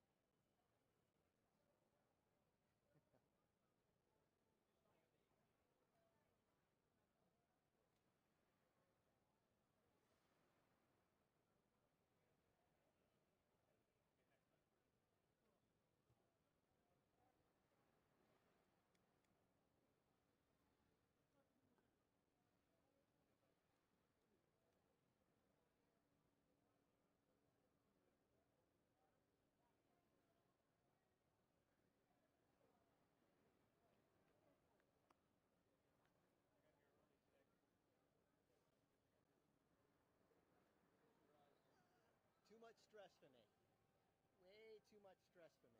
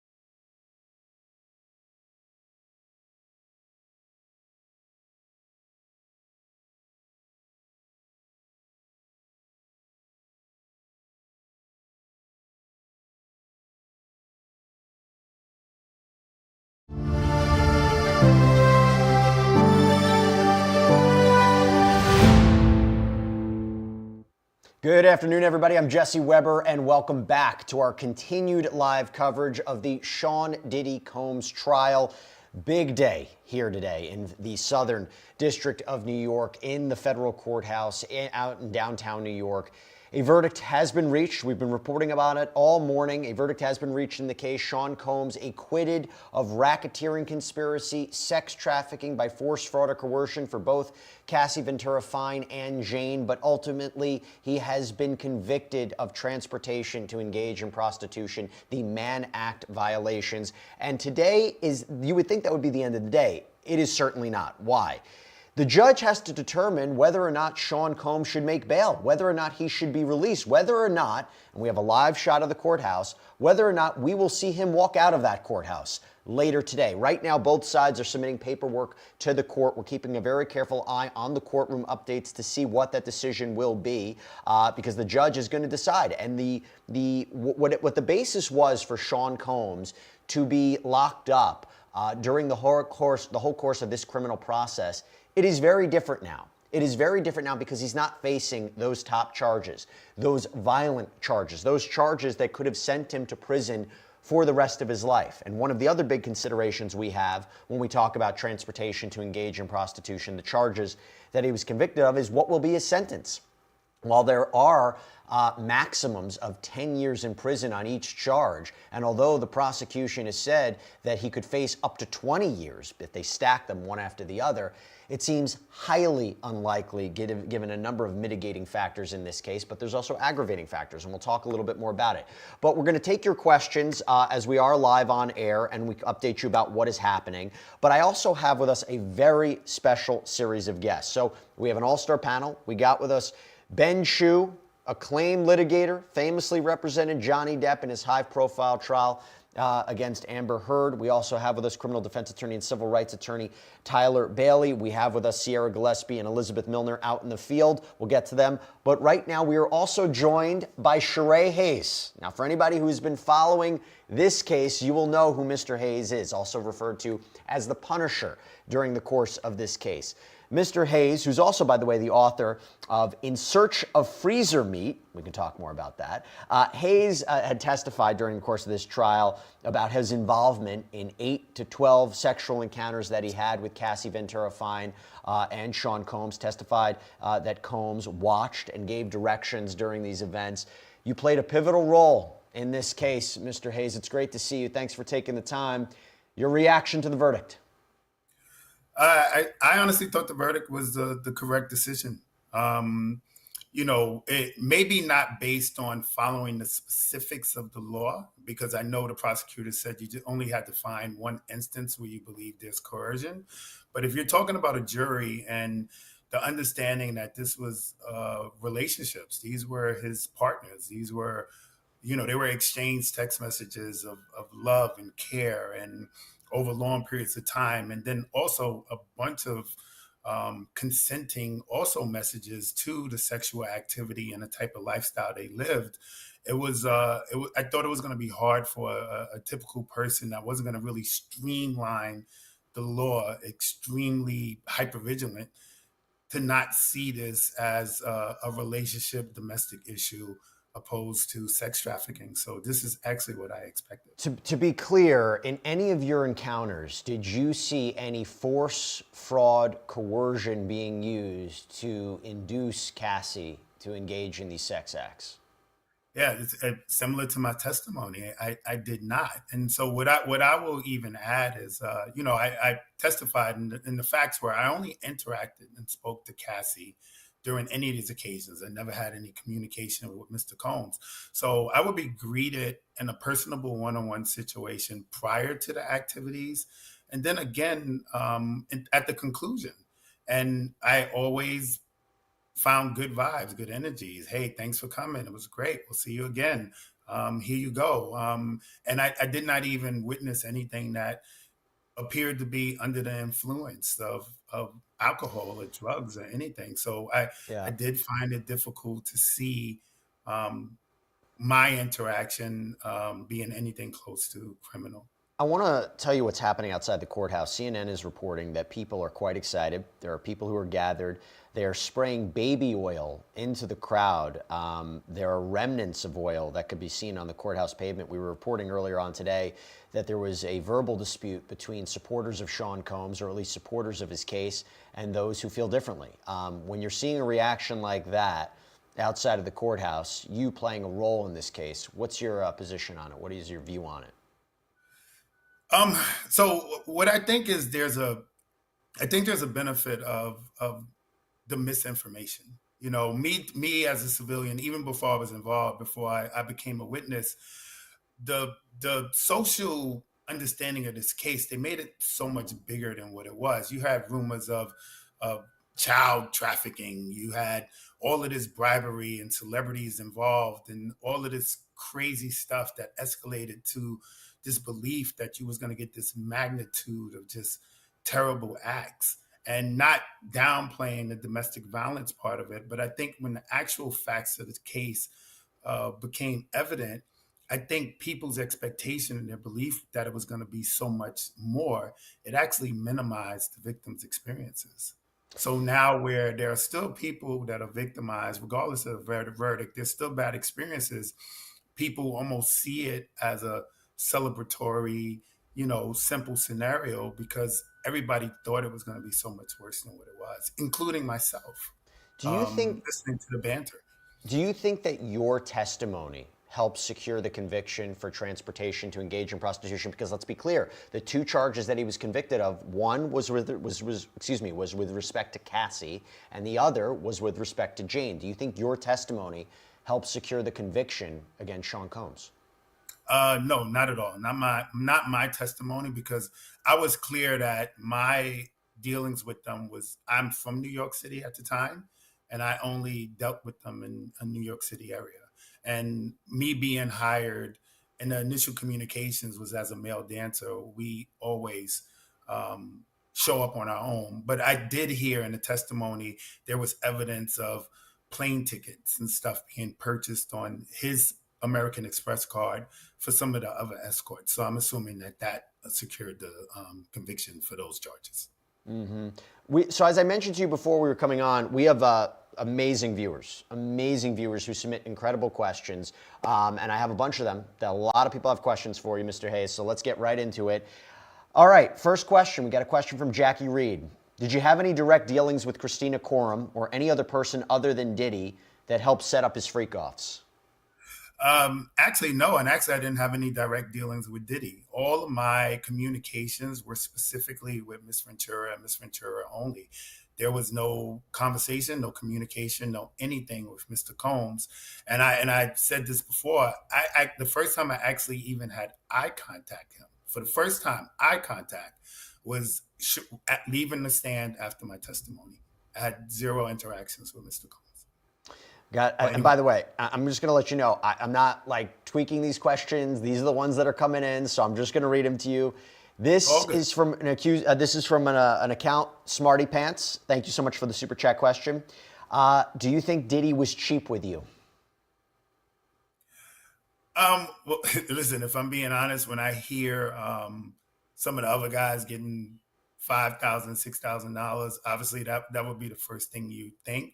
But then I don't know the scenario. I was never there more than 4 hours at a time on the average. And one thing that I will say is I came multiple days in a row. So I don't know what the criteria was to determine what my fee would be, but I was fine with it. I don't have any reservations as if I was not fairly compensated, We've got a question. Where is this? Okay. Show and Tell Knitting asks, how will the results of this trial affect your interactions with clients like Diddy? Will you do anything differently in the future?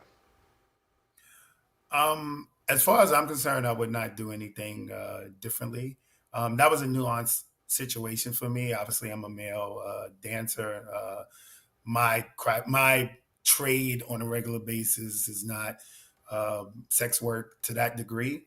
That was a proposition I indulged in. So I don't really see much changing. This was a very nuanced situation.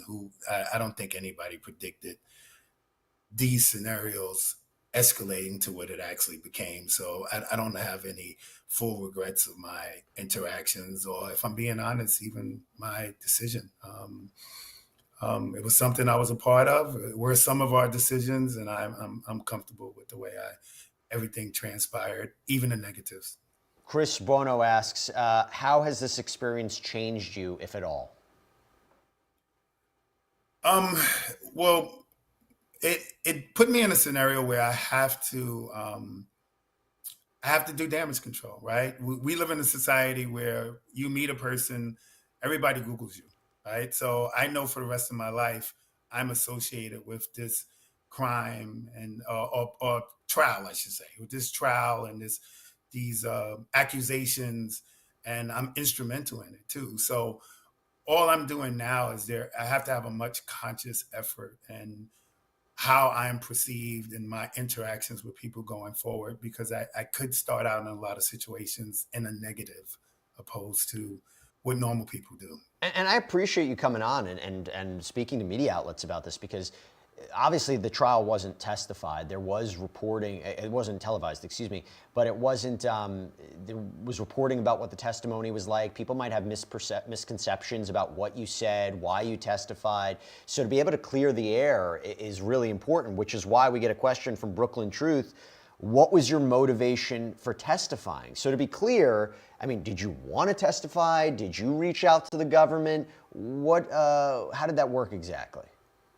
So I did not want to testify. The government contacted me even way before the charges, just investigators. And I actually believed that my testimony was going to be insignificant. You know, I explained to them I didn't see any violence. You know, I didn't see anything that was out of the ordinary. And then I was aware, I was a resident of New York. We met up in New York. So it didn't really, in my opinion, or my understanding, constitute sex trafficking. So the thing that put me in this situation, and this never happened, I didn't get any issues from the prosecution or the federal government. But if you talk to people who supposed to be in the know, they scare you about the Southern District. They give you this thing where, look, you want to cooperate, just do whatever you got to do. You don't want to get on their bad side. So I went into the scenario like, look, I'm just going to cooperate to the best of my ability, because I don't want to create a scenario where I'm looked at as an issue and then it escalates to something. It probably wouldn't have, but I just kept getting negative feedback that the Southern District is people you don't want to mess around with. And if they want to talk to you, if they want facts, if they want information, you have to give it to them. And that escalated to me on the stand, where I never second guessed even, cooperating, because I did have worry that resistance could have been an issue for me. Got maybe the most important question of the day from Xenu Golf Club. Did you like your courtroom sketches? So I'm still getting problems from my buddies about how terrible those sketches are. So I did not like the courtroom sketches, man. Well, Combs didn't like him either. He thought he looked like a koala. So. Yeah. They have me. They're calling me like I don't know if you're familiar with the Fantastic Four, but I'm Ben Grimm. You know. Oh, I'm sorry. So yeah, a lot of jokes, a lot of unnecessary jokes I'm subjected to because of those photos. Got a question coming in from, wait, I just lost it. Where was it? Wait. I think no. Oh yeah. Chris Bono asks, if you weren't an escort worker, in what line of business could you see yourself? Ironically, I have a passion for car sales. I could see myself being in a decent dealership, maybe a Mercedes, BMW dealership. I like the interaction with people. That would have been somewhere I would have went into as a secondary option. Let me ask you a question. When you were testifying, this is my question. When you were testifying, what was it like to be in the room with Sean Combs, to see him? Did you make eye contact with him? Was he looking at you? Did it feel awkward? Was it strange? Listen, man, it was the actual extreme of all of those feelings. I think the federal court is set up to intimidate you. The magnitude of the room, it's like the doors are 15 feet high, the ceiling's 30 feet high, the furniture's huge, you're sitting up high, the judge is high, it's freezing in the room. I walked in and I had literally an anxiety attack. And I consider myself a very calm, cool, collected guy, not easily rattled at all. And by the time I got on the witness stand, I was trembling. And so then to put on top of the understanding that I'm walking in there as the prosecution's witness, so I'm going to assume there's not a favorable thought process with Mr. Combs, his family, anybody involved. So it was very nerve-wracking, man. And I only benefited because I got called to the stand 10 minutes before lunch. And literally just swearing in and answering my name and very preliminary questions, I was losing my voice. I was having trouble talking. And so I'm happy that it broke for lunch. And it took me 20 of the 30-minute lunch to recompose myself. Or I might have had a very different testimony if I didn't have that break time to just kind of get myself together, because it was overwhelming. Let me, Sheree, stand by.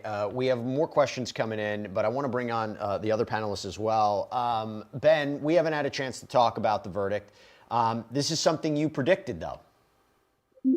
Well, I don't know. I went back and forth, but it was, I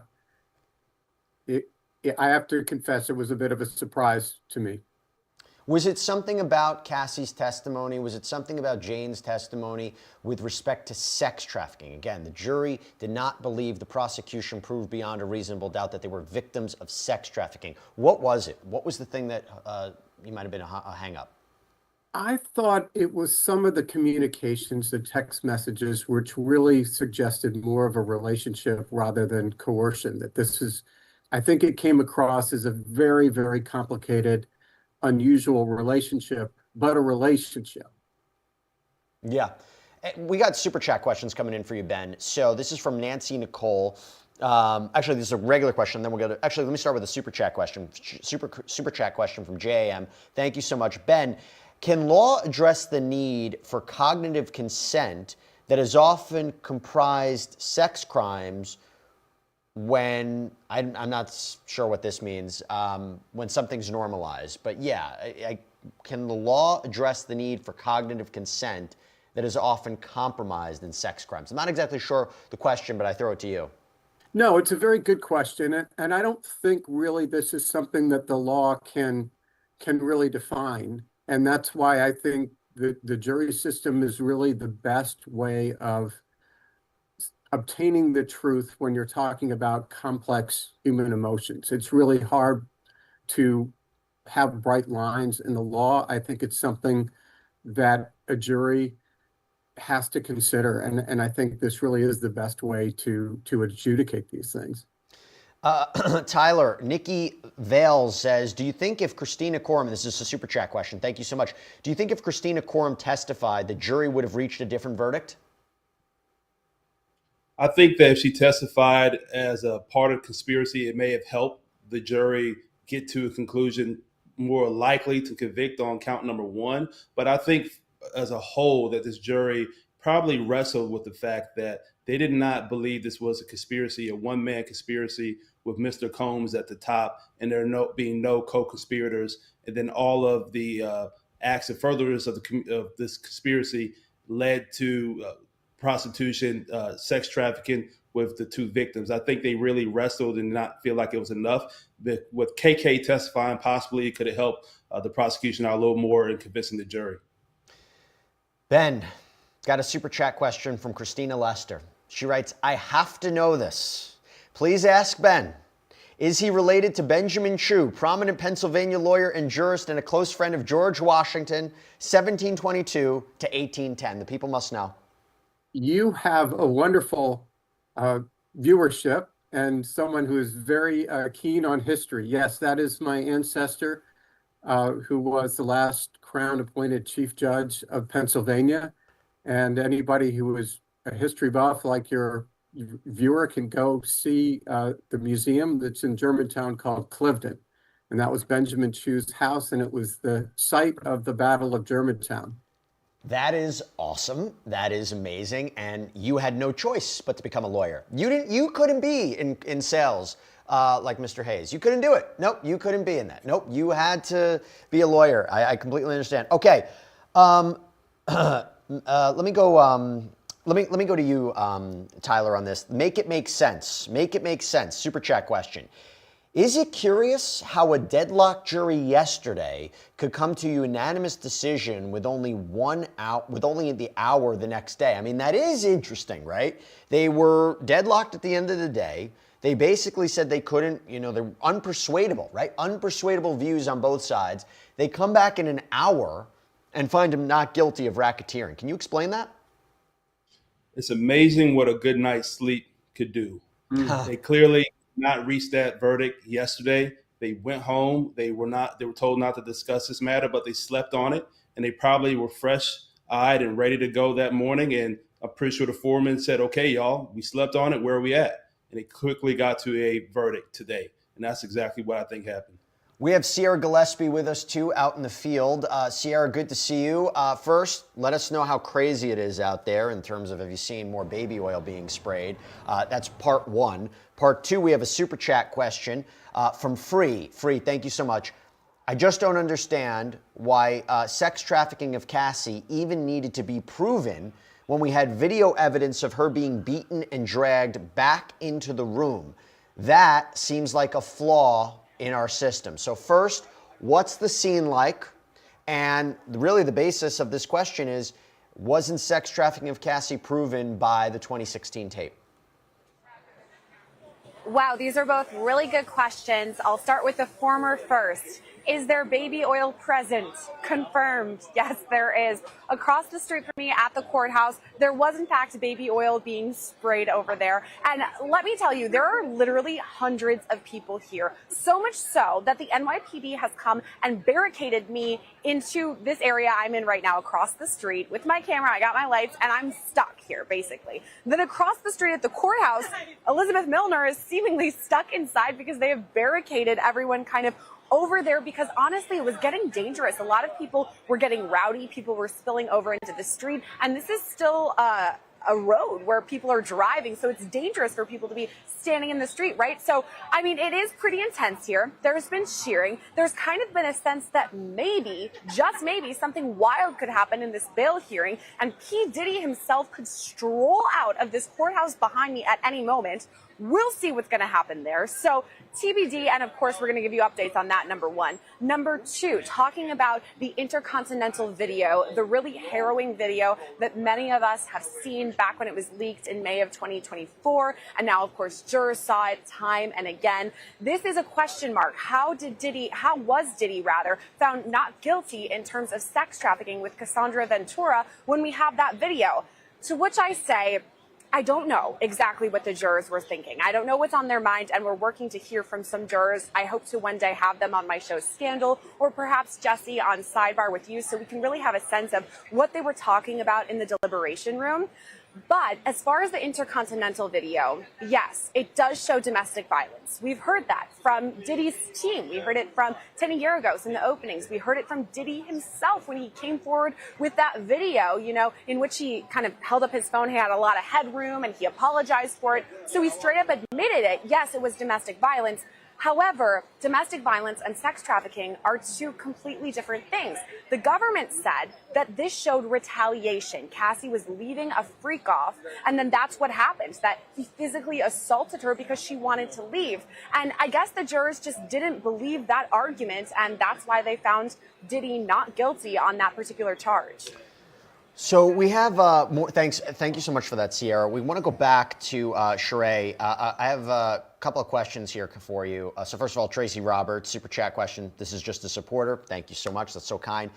Cleveland Thomas asked a super chat question. I think it's really interesting. From the testimony, Cassie sometimes paid the escorts. Could she have gotten convicted on the Mann Act as well? And I'll answer that. But this is an interesting part. Are the escorts the ultimate victims? Now, from a legal point of view, this was about Jane and Cassie. being the alleged victims, the escorts not necessarily, for the purposes of these charges. Having said that, through the course of this, when you think about what was alleged, when you think about what was put forward in this case by the prosecution, do you feel, Sheree, do you feel that you are a victim in any of this? The only part of it I would make me feel victimized, and if this was confirmed, is if my participation did come under a space where Ms. Ventura was under duress, where I just unknowingly did not know that she was being forced in some way, and really giving me a really transparent, acting job of, hey, I'm fine with all of this, but deep down inside, it was a scenario where she was being abused and in true distress with my interaction. If I unknowingly was put in that scenario to take advantage of a woman unknowingly, and that is outwardly confirmed in my specific participation, then I would feel like a victim. I understand. I'm curious if the other people that were part of these sexual events would feel the same. Ben, go to you. You think Sean Combs is going to be released? Do you think today the judge is going to say, hey, listen, the game's changed. Whatever factors were working for the prosecution months ago, the game's changed. He should be released. What do you think? I have an instinct that he won't be. I don't think so. Tyler? I think he should be released. I think that, bonds are all about what could reasonably ensure that the defendant's not going to flee. And here, the max penalty is 10 years per charge. More than likely, the judge is not going to impose a max, and they're not going to run consecutively. So I think a reasonable bond of $1 million would ensure that he's going to come back and do his sentence. And the fact of the matter is, the government has brought a heavy case against Mr. Combs. Most of those charges have been dismissed now because he's been found not guilty. The remaining two, the question that should be asked is, would he have received a bond if these were the only two charges he was accused of at the time he was indicted? And I think the answer is yes, he would have. It would probably have been high, and Mr. Combs could put up a high bond in this case. Ben, Papa Sear asks, thank you so much for the super chat question, Papa Sear. Do you think the $20 million alleged settlement with him, still paying $10,000 a month in rent for another victim, do you think that swayed the jury? We are in a recession. So basically, right, the settlement that Cassie had with Sean Combs, the idea that Jane was still getting her rent being paid for, I think her lawyer was still being paid by Sean Combs. Do you think that that affected the jury's decision? It's a great question, and I think it could have. I think any number of factors, could have entered into the decision. So it's a good question, and I think absolutely it could have affected some of the jurors. This is, wow, okay. This is from Sean Love Combs. Okay, this is the account Sean Love Combs. Tyler, super chat question. Thank you, Mr. Combs. Is it possible that if Diddy is released, he will be able to leave America, or would he be able to retrieve his items, the baby oil, the Astroglide? So multiple questions there, Tyler. Yeah, I think Mr. Combs could afford to buy some more baby oil and Astroglide. There's no way he's going to leave the country. That would be a clear violation of any terms of bond. I'm pretty sure he's already had surrendered his passport. No commercial airline or TSA would not allow him to get on a flight. It's clear that he would not pass the security clearance for it. So no way unless he tried to sneak out the country somehow. And that would be pretty insane for Mr. Combs to do that, knowing his ties here, his family here, the asset he has here, and a relatively low chance of him going to jail for a very long time. Ben, this super chat question from JAM. Thank you so much. May more clinical expert testimony be used in future sexual assault and RICO trials? Trauma and coercion cause prolonged fear. Young witnesses won't come forward now. Yeah, I think it will continue to be used. I don't think it was particularly effective here.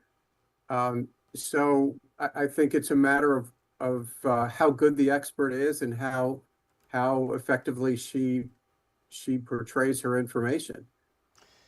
Ben Chu, Tyler Bailey, Sheree Hayes, thank you all so much for coming on. Really appreciate you taking the time. We are going to continue our coverage here in the sense that Sierra Gillespie is outside the federal courthouse. If there is an update, if there is a significant update in what is going to happen with Sean Combs today, if he is going to be granted release, we will cover it. She will jump on air, talk about what's happening. If we see Sean Combs leave that courthouse, we will cover it. Thank you so much for the terrific, terrific questions. Appreciate all of you. Stay with us here on Law and Crime. We'll see what happens next in what is a very eventful day in the Sean Combs criminal case.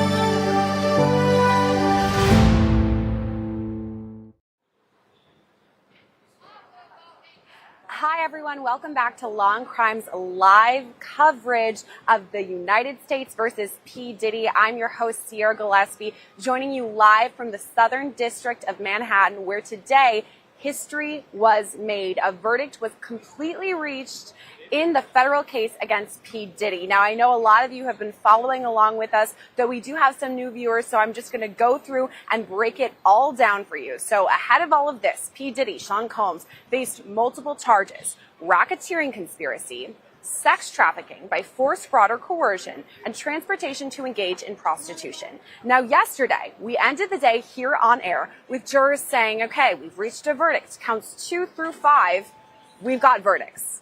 There's one that we're holding out for, and this one turned out to be racketeering conspiracy. So we started this morning, Wednesday morning, thinking, what's going to happen? We don't know. Deliberations began once again at about 9 o'clock this morning, and not even about an hour later, all of a sudden we have a complete verdict. All counts have been decided, and I want to talk about what goes into all of that in a moment, but let's just reveal exactly what was on the verdict. Here's what it breaks down as: not guilty, racketeering conspiracy; not guilty on the 2 counts of sex trafficking by force, fraud, or coercion; and guilty on the 2 counts of transportation to engage in prostitution. Now, as this is read, by the way, there are no cameras allowed in the federal courthouse behind me, so that's why we're showing you a lot of these courtroom sketches to kind of give the vibe. And we've, throughout this entire trial, had our amazing reporter, Queen Elizabeth Milner, inside the courtroom to capture the essence of everything, to take a look at how the jurors are reacting, how the prosecution and the defense, and of course P. Diddy himself and his family are reacting to things. So when this verdict finally does come down, P. Diddy, according to reports, fell to his knees when he hears the not guilty as far as racketeering conspiracy. And now I want to kind of touch a little bit more about all of that, right? The racketeering conspiracy, because even before we went to trial, back when the indictment came down in September of 2024, that's really when a lot of people were scratching their heads about this racketeering conspiracy charge. And let me kind of explain why. In order to prove racketeering conspiracy, the government would have to successfully prove that P. Diddy had co-conspirators with him, right? Because this is a conspiracy, meaning multiple people. And generally, when we're talking about RICO, usually people will think about, the mob, the mafia, a whole gang was being taken down, and yet P. Diddy is the only person who's charged here. There were no sort of co-defendants. However, the government alleges that there are co-conspirators that weren't necessarily charged. So it's confusing, right? A lot of people are like, wait, he has co-conspirators, but they're not charged. Does any of this make sense? And that's just the start of it, okay? Because in order to prove that P. Diddy was guilty of this racketeering conspiracy, there were multiple predicate crimes that needed to be proven or met. And those include things like kidnapping. When we're talking about Capricorn Clark, for instance, when she alleged that she had been kidnapped when some jewelry went missing and she had to perform this lie detector test, or when she was allegedly kidnapped and taken to Kid Cudi's house, which leads into the next predicate crime, of course, that's arson, when Kid Cudi's Porsche allegedly was blown up. There are more examples of predicate crimes too. We're talking forced labor, or we're talking bribery. There was a whole list on the verdict sheet of many of these things that needed to be met. So to me, yesterday afternoon when we came back and the jury said, we're kind of hung on this one, count one, we can't really meet a consensus on all of this, it made sense to me because it was the most difficult one to be proven. And what I'm theorizing happened in all of this is that they went home last night, went to bed, they kind of thought about it, and perhaps what happened is this morning they started deliberating again at 9 o'clock and they thought, okay, well, we couldn't agree before, so maybe that means reasonable doubt. All we know that happened for sure definitively, I can't report what happened in the deliberation room, but what we do know is they came to a not guilty verdict there on racketeering conspiracy, which leads into the next section of everything, right? The fact that P. Diddy's life behind bars, his life was literally on the line here, you guys. His life behind bars completely thrown out. And I just want to remind everyone, I am live here in the Southern District of Manhattan with the courthouse behind me. So if you hear any sort of sirens or anything going off, that's why. And I think now is a great time to let you all know or remind you about what's going on here. So this is an active street. You can hear sirens, you can see cars going back and forth. And after this verdict is announced, people are going I'm just going to say it. People are going wild. There are hundreds of people that are here surrounding the streets. The NYPD came and barricaded both sides, the side I am on right now, and then the side across the street over there, because people were falling into the street. Many people were walking into the street. There was cheering, people who were excited for P. Diddy, who felt that he had been wrongly accused of all of these things. There were some people who were upset, saying that this was a defeat in a way for many sexual assault survivors. So there's kind of back and forth and a lot of tension there. And I do want to highlight too a main topic of this trial, even prior to the trial really,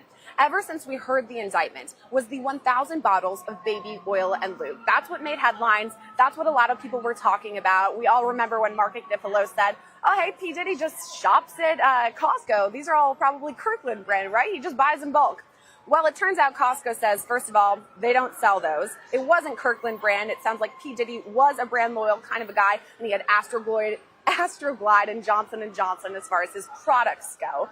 But people here today kind of brought that all back full circle, and across the street from me, over here, behind me in this courthouse, people were actually spraying that, the baby oil and the lube, and it was over there. So let me just tell you, things were tense here after the verdicts came down, and there were a lot of questions too, because of course P. Diddy's family, excited in a way, right? That life behind bars is kind of thrown out, and now what he faces is 10 years, because he has 2 counts, remember, that he's convicted of: transportation to engage in prostitution, 2 counts that could a maximum of 10 years behind bars. Now, here's where the question mark comes, because is it 10 years each? That's the maximum. Is that what he faces? Could it be consecutive? Could it be concurrent?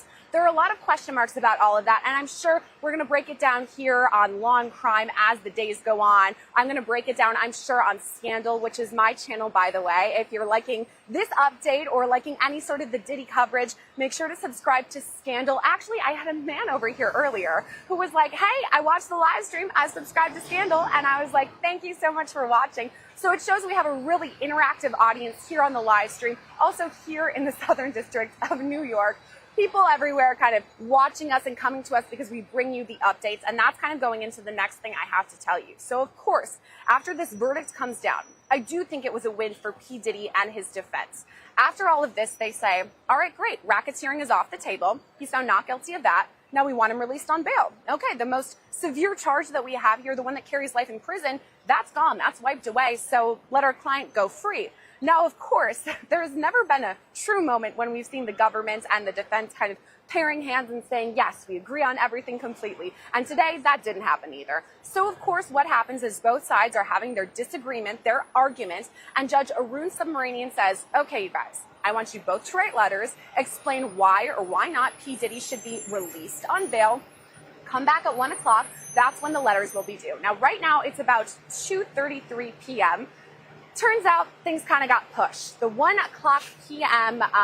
Hearing that they originally had scheduled, it sounds like the defense might have had their letter kind of composed and together, but perhaps the government didn't, so things got pushed. And that leads us to 5 p.m. this evening, Eastern time, and that is when that bail hearing is expected to happen. And I do want to once again tell you that after this verdict came down, I want to remind you, we saw the NYPD putting up their barricades and kind of getting everything in order. And honestly, it's because P. Diddy, Sean Combs, could later today walk right out of that courthouse. I mean, there are barricades, there are people, there's crowds on either side. He could walk out. He could be released on bail today. It's still to be determined. So I think that's another one of the reasons why we've seen this crowd of hundreds of people here behind me, in addition to the NYPD officers who put up the barricades and who are making sure that everyone is in place, because it could truly be pandemonium here if P. Diddy walks away on bail today out of this courthouse. I don't know if it's going to happen. I'm not sure. Anything is possible, especially after seeing a mixed verdict like this today. But I know one thing's for sure. We're going to keep following it here on Law and Crime. We're going to bring you the latest as far as that bail hearing. Elizabeth Milner is here. She'll be back in the courtroom to kind of watch and update us on Diddy's reaction to everything, and of course report what happens, whether Diddy's going to leave or not. If that happens, we've got our cameras here and we will capture it as best as we can. I do have to say thank you to everyone who's been watching our live streams from all across the world. It's so fun to see where everyone is from and to see all the comments and questions you have. I know that you guys have been following this trial for as long as I have, Jesse and Elizabeth, and it really shows that you guys are Law and Crime loyal. So thank you so much for watching, and thank you to everyone here on the Law and Crime team who have masterfully put together live stream after live stream, bringing you the latest information. I mean, I believe we were the first ones to confirm on air that there was a verdict. So you know where to go to keep tuning in to find out the latest in the P. Diddy trial and any sort of trial that we have. Thank you so much for watching. Make sure to stay tuned for that future coverage of the 5 p.m. Bell hearing, and we'll see you then.